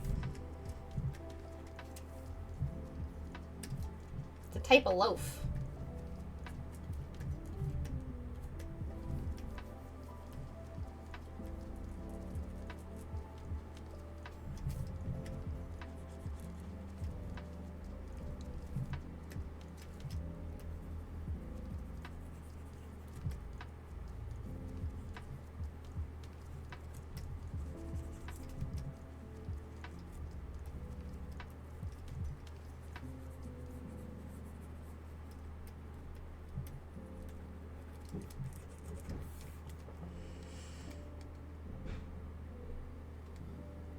Ike's Pizza sounds like a virgin rum and Coke. It's just a Coke, but in a fancy glass with a little umbrella.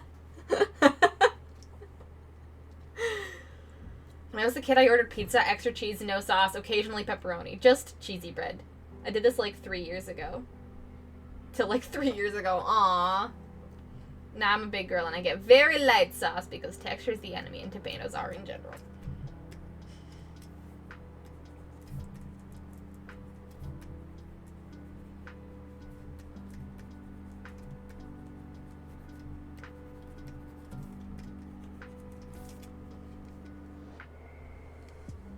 God, there's 15 new messages. Jesus, I'm never gonna get caught up on chat. Hello, Oceanic. Welcome on in. I hope you're having a lovely Saturday. Welcome, welcome, welcome. How's it going?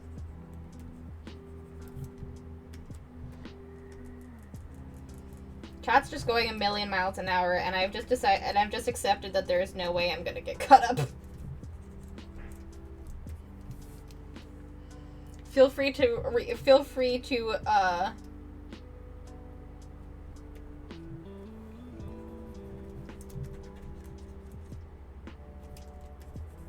yeah, see, focaccia is tasty herb bread. And no, focaccia is definitely not deep dish pizza.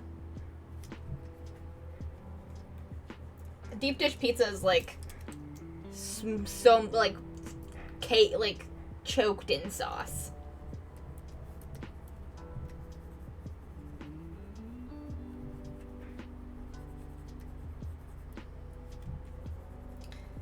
Like, I can see, like, it, because it's being, like, that big, and deep dish pizza is that big, but deep dish pizza is, like, this much, like, dough, and then, like, this much sauce. It's like, the dough to sauce ratio is the same in deep dish pizza. It's equal parts.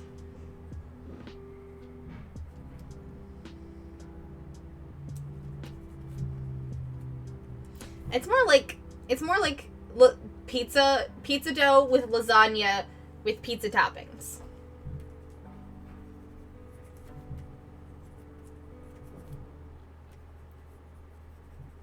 I'm a Midwestern girl. I like deep dish pizza.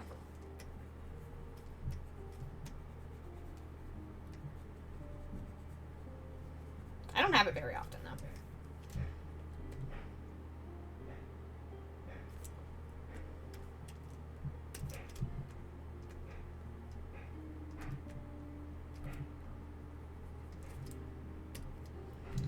But I will also say, pizza just in general is like a very... Pizza is like a very just like regional specific thing. Like, pizza is different everywhere. All I'm saying is go to your local Italian restaurant and see if they have pizza Bianca on the menu. Oh, are you saying like pizza with like white sauce? Like Alfredo sauce? Pizza with Alfredo sauce is the way to go. 100%. I love pizza with Alfredo sauce.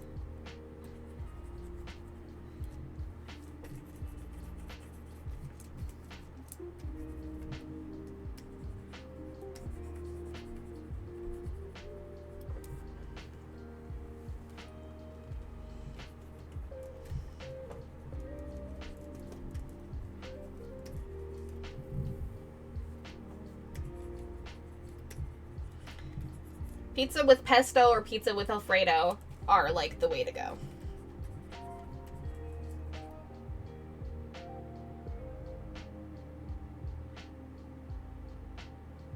Local Italian, lol. I mean, that is very true. A lot of places don't have local Italian restaurants.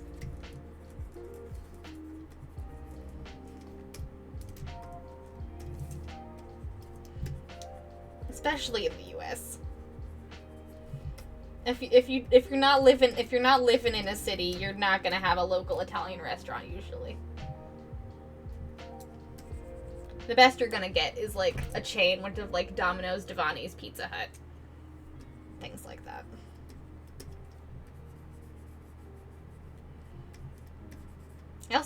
There also isn't.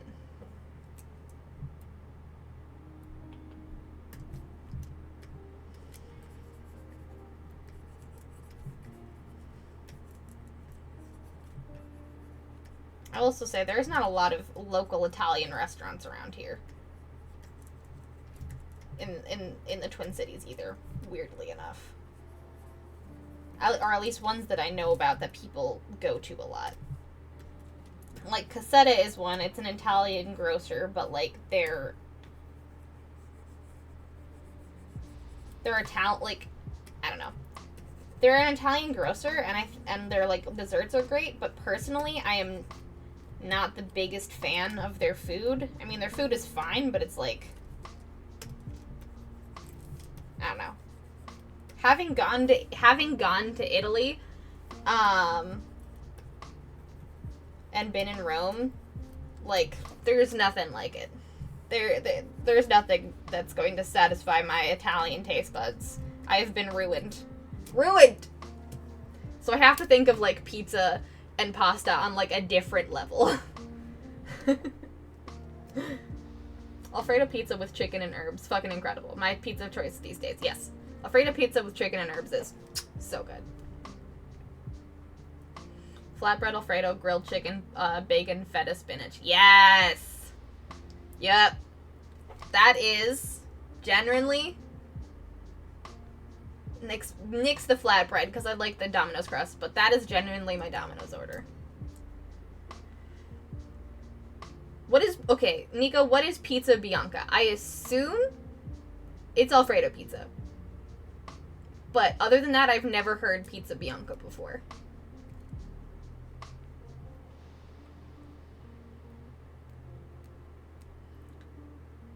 I have a dozen options for pizza in a 1 mile radius. Yeah.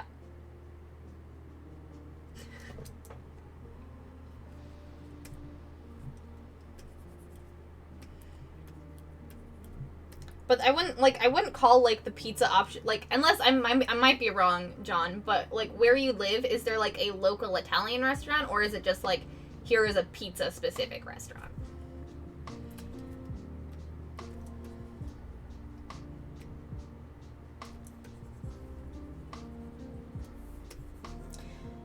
I don't know, this entire conversation in terms of, like, focaccia, deep dish pizza, like, all of, like, when you said, like, focaccia over pizza being, like, a thing, Nico, I was thinking, my guess was that idea of that variation that you were thinking of, is possibly a thing that may not translate to people, people that don't live in Europe. I might be wrong. But to me, focaccia is different than, like, I know you can put stuff on top of focaccia, but, like, the only time I've ever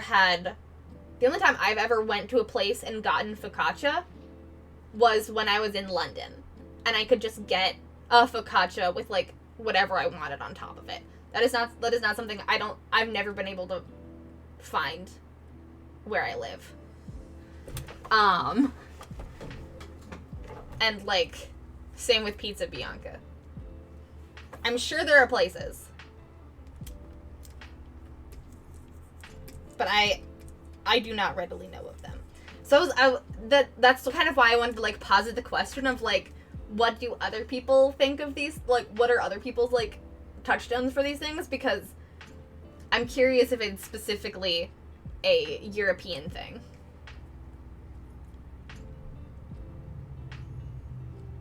Yeah, focaccia with toppings other than the herbs and onion baked into it is not a thing here. Okay, so it's even not a thing in the UK either. We go from sci-fi self to a political discussion to, what is pizza? Because, yeah, I've been able to get focaccia loaves from, like, bakeries, but I've, to, like, put on, like, sandwiches and stuff, or, like, focaccia loaves to, like, dip in butter and like, olive oil, but I've never been able to get, like, toppings on a focaccia before. No place I know does that. And it's really, focaccia's so good. Like, other than, like, herbs and onions and, like, a little bit of cheese on top, that's the only thing I've ever gotten on top of focaccia before. And it's delicious, but...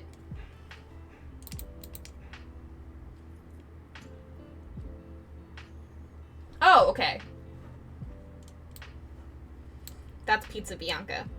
I've seen things like this at wineries.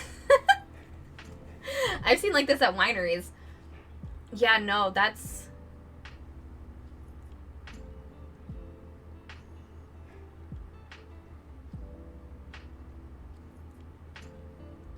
Like, it doesn't look like something that I've not seen, but it's definitely not something... This is definitely not a type of pizza that I've seen often, if ever. Especially, like, this does not look like hot ladies. Iris, and we're talking about pizza.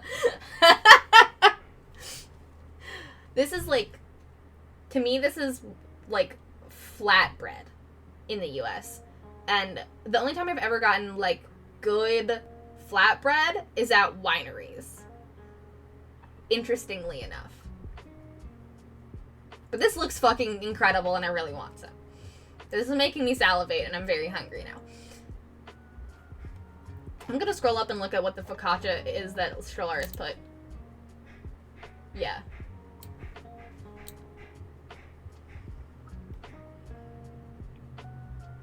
Yeah, this is definitely not deep dish, but I understand the vibe because it's, like, super fluffy. Yeah. I've had focaccia like this, not with tomatoes on top, but, like, with, like, rosemary and stuff on top before. I can kind of see that this being equated to this kind of pizza, though. It's got the same, mostly bread, a little bit of toppings vibes. But I think a lot of the, I don't know why that gets automated, Ursa. That was really weird. Yeah, we literally wrote anime titties in chat. We talked about hot ladies, hot girls the entire time. Yeah, it's mostly fluff. This, let me look, I'll show you what deep dish. This is deep dish pizza.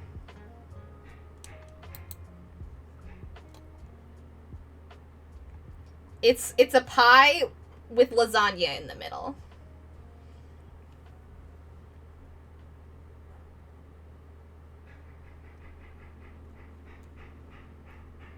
So yeah, this is what deep dish pizza is. So not quite focaccia, but I understand the connection.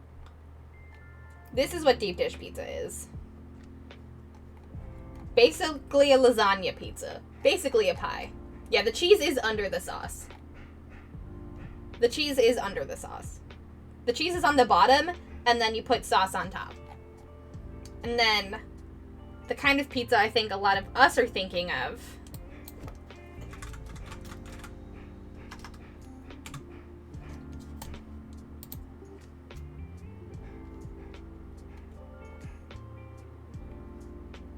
is the classic American style Domino's pizza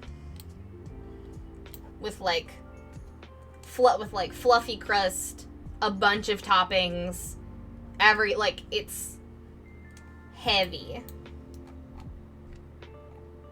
Like, yeah, pizza that looks like this, I think, is what a lot of Americans think of when they think of pizza. And if I look up flatbread,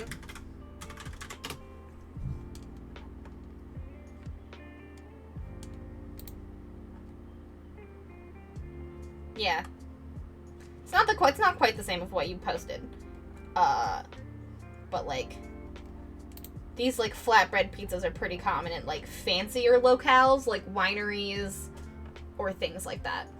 Good to know. Yes, we have Domino's. Is that pizza cereal? Domino's.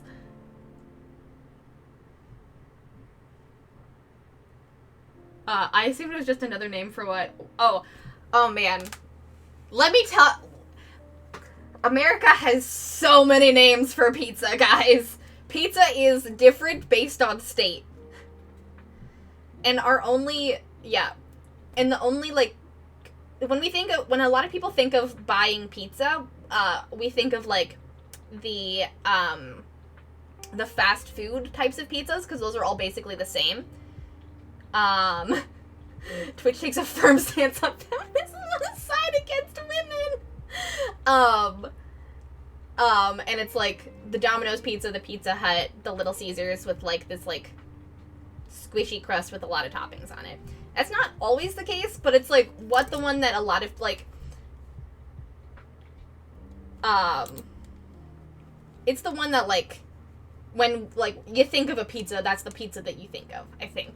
Because that's like the kind of pizza that we can all agree is pizza. But then there's Chicago style pizza. There is apparently Midwestern style pizza, which I personally dislike. Let me show you what Minnesota pizza is.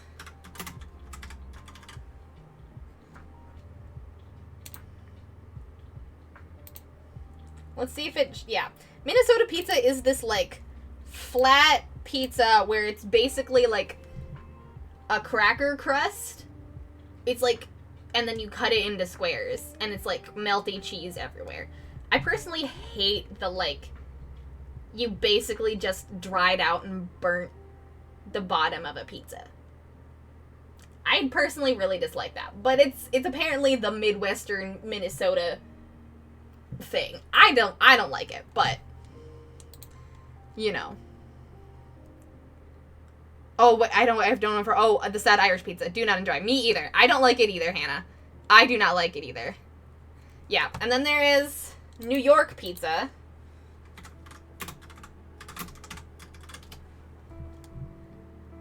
Which is the big old flat, like, rubber,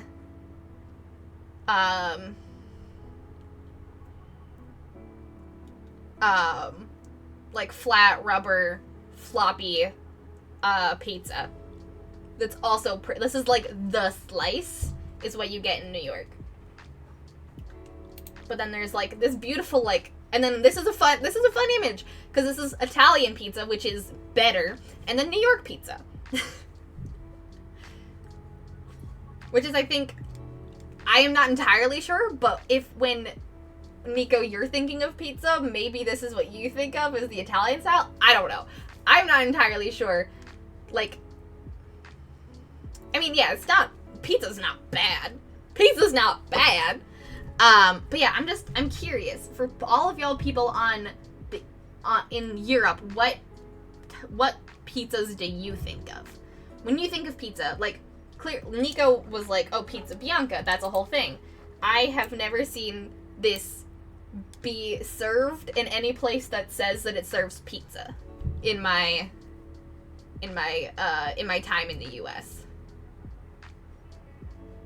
This would be considered a flatbread or a very expensive artisanal pizza that you can get from a really expensive restaurant as like an appetizer.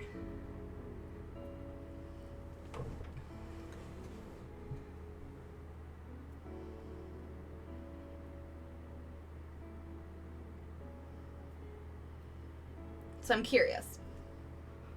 Because, yeah, I've only seen this as, like, an appetizer at a winery. Is, like, the only frame of reference of this type of pizza I've had. Then there's also, like, wood fire pizza, which I think is probably maybe the closest to Italian pizza.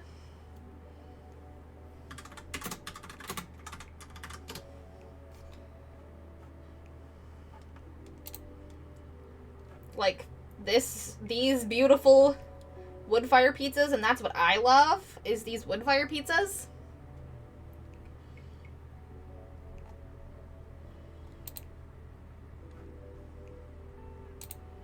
Which seems like possibly the closest to Italian style. With like the big juicy crust and like toppings in the middle.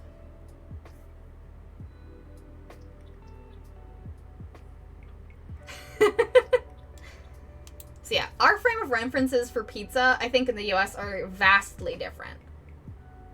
I'm not saying this because I think this is my thesis statement only coming from someone from the US. So I'm curious what other people living not in the US think. And it's also possible because the US is so big that we have such a wide variety of what pizza is. Some places in Europe call what is basically just grilled-shaped mincemeat kebabs, so I don't listen to what they call food as much as what it actually looks like. You know, Edgefit, fair.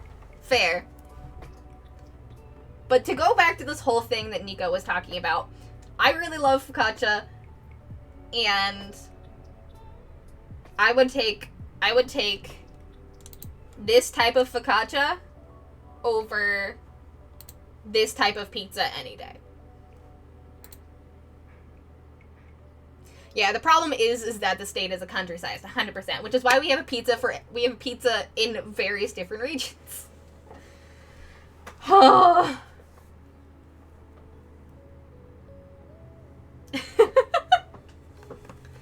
But this looks fucking delicious. And this also looks really good, and I wish that good pizza, like good European, Italian style pizza, or like bakery, like I wish that wasn't a scarcity here. Because the only Italian restaurants I can think of nearby are Cassetto, which is more of an Italian grocer than anything, and it sells basically like buffet style Italian food that you get out of like a hot tray, and New York style pizza basically. Or pizza places that are either make interesting pizzas like Mesa Pizza, which has like pasta on pizza, or kebab pizza, or a hero pizza, or things like that, or Domino's. At least that's where I live. I don't know. And anytime like that's like anytime I've gone to a place that is like a true Italian restaurant that tries to do things Italian style, they're all very fancy restaurants and very expensive.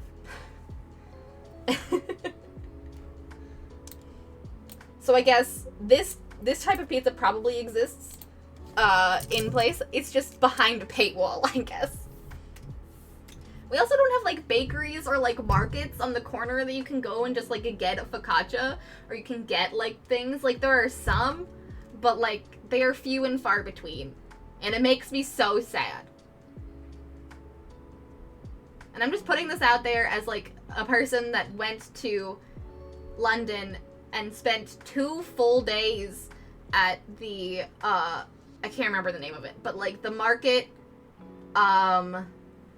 the big open air market with artisanal food at it, and I spent 2 whole days there just eating really good food, and I'm really sad that we don't have that. I'm really sad. It's what you would expect from 50 tiny countries in a trench coat attempting to be one big country, but the trench coat was originally just big enough to fit 13 of them. And this also is probably, all of this, like, pizza chat is also probably, and Italian food chat is probably very different if you're on the East Coast. There is a bunch of Italian people on the East Coast that do really good Italian stuff. Like, really good. But the Midwest doesn't have that. We have a lot of, like, the authentic foods that you can get here are, like, weirdly, like, Asian or Middle Eastern. Because we have a lot of Asian and Middle Eastern immigrants here. Or Norwegian immigrants. But we don't have Italian people, really, at all.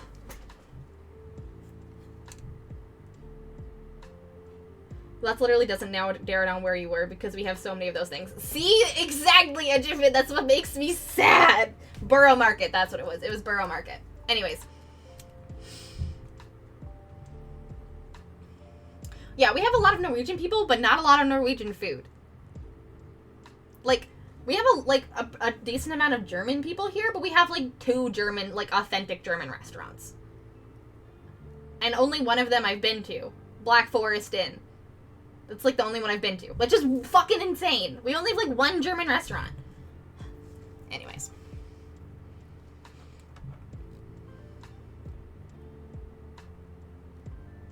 Yeah, I didn't think about the lack of corner markets / bakeries in the US, but now I'm sad. Yeah, we just don't have any corner markets or bakeries. Like, at all. You're not missing out on German food, TBH. But I just wish we had more variety.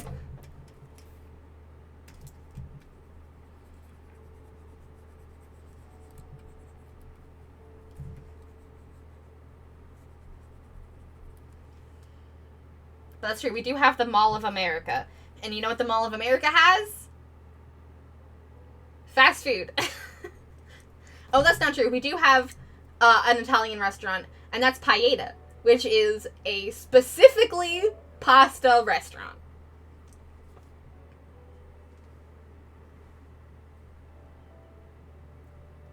Ghost House is one I'd recommend for good German food. Where is that one? We don't talk about the mall.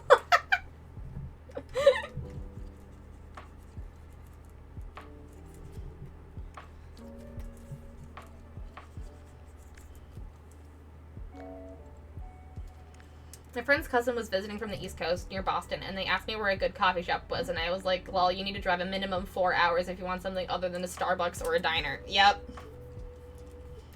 Yep. We luckily have a pretty good selection of, like, coffee shops around here, but, like, none with, very little within walking distance of people, where people live. You gotta drive if you want to go to any fun little area where shops are. It's very much in, like, residential, rarely mixes with commerce. At least here. That's true. We also do live in a major urban place.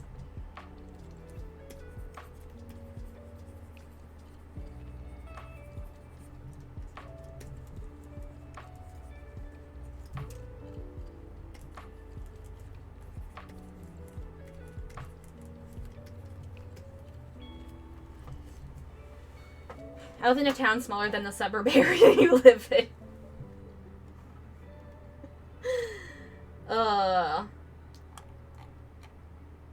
I'm sorry. If I'm talking about food so passionately, I also feel bad. I feel like because I'm so brain dead, I'm just talking about things super passionately without having any, like, actual standing. So if I'm saying things that are incorrect, please let me know, or, I don't know.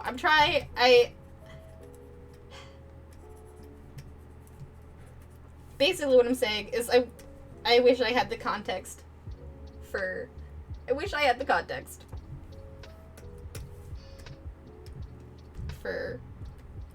how good focaccia can taste.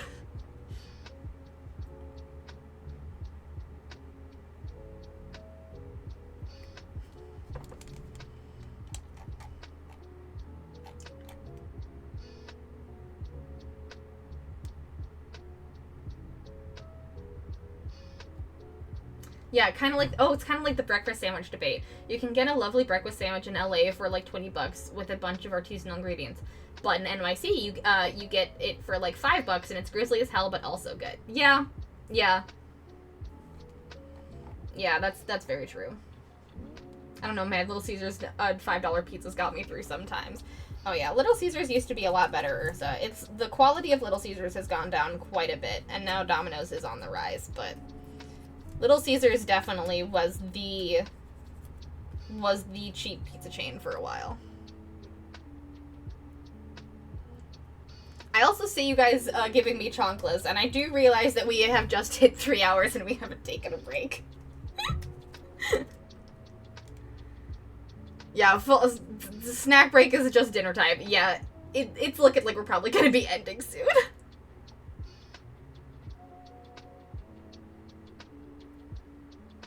Also, thank you for the hydrate reminder, Shalaris, a while ago. I'm scrolling back in chat and seeing if I missed any, like, Europeans talking about this, because I'm curious.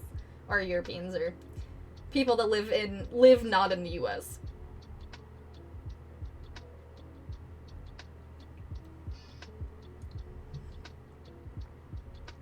I assumed it was just another name for what we call deep pan pizza, but definitely it's not. No.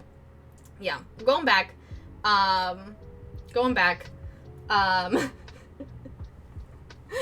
Yeah, deep dish pizza is a completely different thing. Wait, Brie. Have you seen Jon Stewart's rant on deep dish pizza? I have not. Oh yeah, deep dish and deep pan pizza are very... What is deep pan pizza? I assume it's just fluffier dough with regular pizza.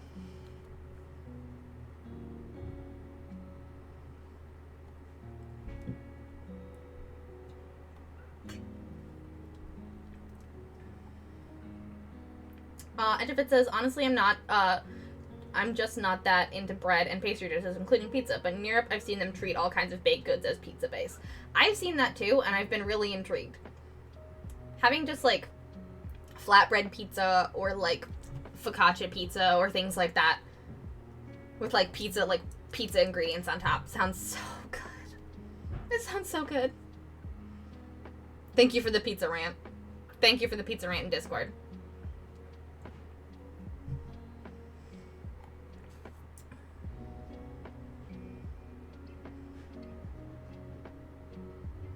There's a couple of Italian places and like a punch and a pizza lucha that I didn't know of off the top of my head. I'm curious to see what the...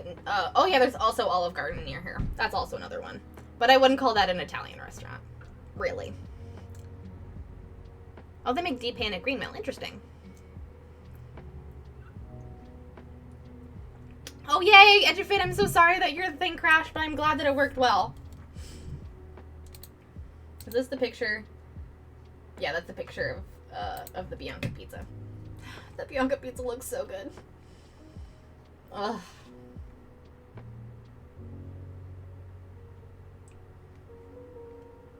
Oh, the Bianca pizza looks so good. I want it so bad. Maybe I just need to personally learn how to make artisanal pizzas. Because I'm sure they probably don't cost that much. But they only are at fancy restaurants because they're like, Americans are stupid and think pizza isn't good. Or pizza isn't this. Anyways. Deep pan in our terms is basically just regular pizza. And then we have thin crust, which sounds like New York style, and then with the thin and crispy base. Yeah. Yeah, I bet they're dirt cheap to make, Nico. I bet they're dirt cheap to make, which makes me mad that they're only in fancy restaurants.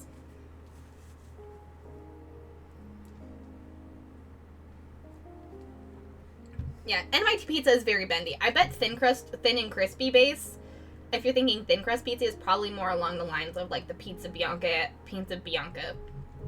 kind. Because yeah, NYC pizza, you would think it would be crispy, but it is not. It is bendy and greasy. The crispier ones are like the crispy crust, or like thin and crispy, or thin crust, is more along the lines of like the Minnesota pizza I showed you guys, where they it's like a very like crispy base and they like don't bend, or they hold their shape much better, or they like actually like cooked it through, is probably my thought. Yeah, cracker crispy. I'm not entirely sure if that's what you're thinking of, but possibly. But yeah, in terms of texture of pizza, deep dish pizza is basically a pie. Like pizza pie, where it's like this. The pizza is like this, and it's cheese, toppings, sauce.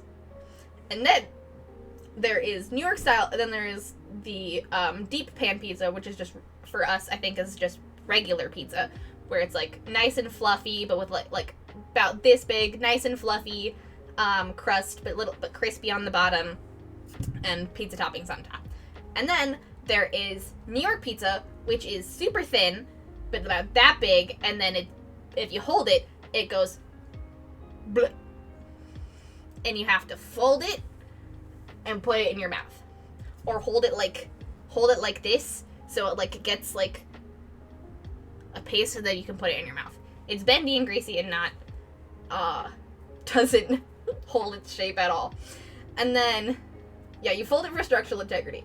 And then there is the Minnesota thin crust pizza, which is like super thin crust, cracker, basically crispy cracker.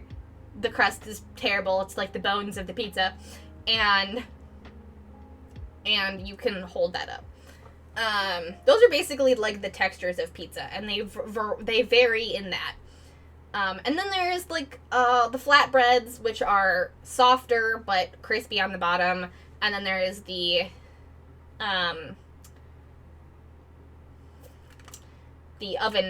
not the oven, the fire ones.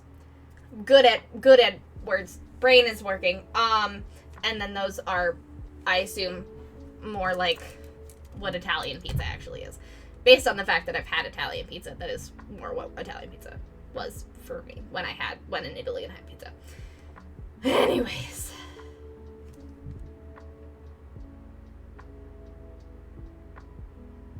Yeah. That's what I feel. That's how I feel about pizza. And then there's the breads kinds. Man, I just wish that I could I just wish that I could taste good food all over the globe, and no regional delicacies. Brie needs a break. I think I do need a break. We're getting a little hysterical here. Have a good lurk, Justy. I bet they're dirt cheap to make, Nico. That sounds so good. I'm curious, Nico, how many good Italian places are near where you live? Because this all started when you said pizza versus focaccia. Focaccia's better. And all of us Americans said, huh, what the heck does that mean? Focaccia's bread. I'm curious where you live is like. Please tell me.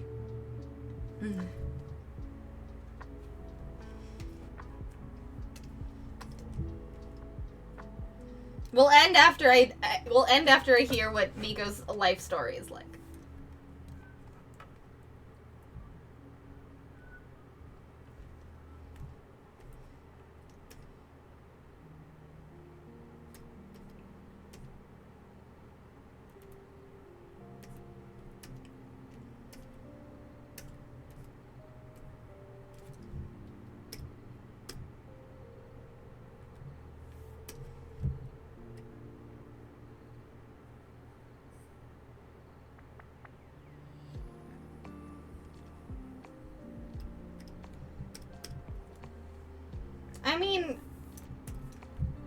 in distance where it wouldn't be unfeasible for you to go and get pizza or get good food from.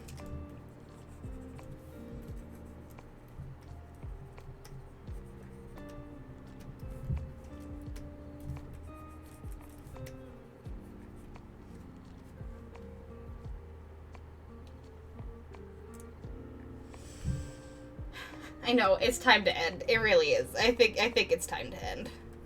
I'm fading fast. Oh yeah, then it's easily 7 to 8. I'm so jealous. Yes, there's a lack of pizza in my body. We've done the thing again where we're talking about food and now my body realizes that I'm really hungry.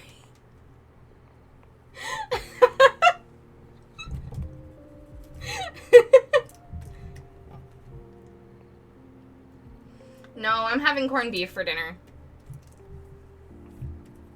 Daniel spent all day cooking corned beef. I'm having corned beef for dinner. But I'll have you know what? I'll make it my mission to get punch pizza sometime this week. Or next week. Oh yeah, then it's definitely easily 7 to 8. But to be fair, I live in between 4 major cities in this region. So I'm kind of spoiled for this. Ugh. Lucky you.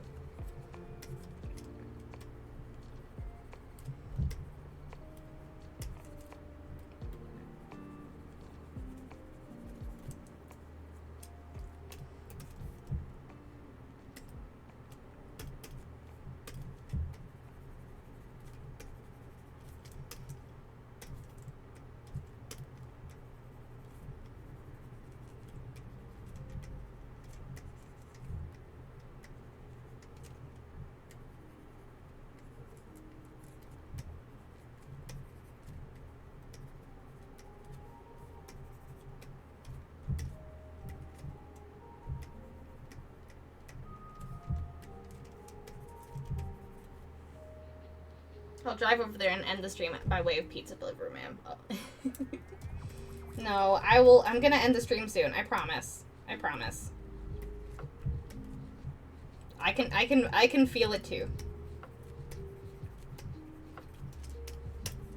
Alright.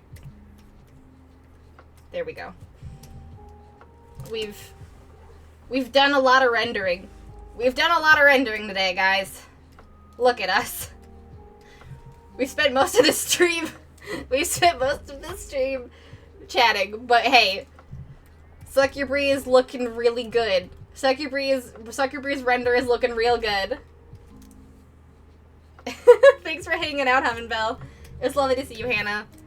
I'm also getting sleepy. I hope you're having a wonderful time. Go take a nap.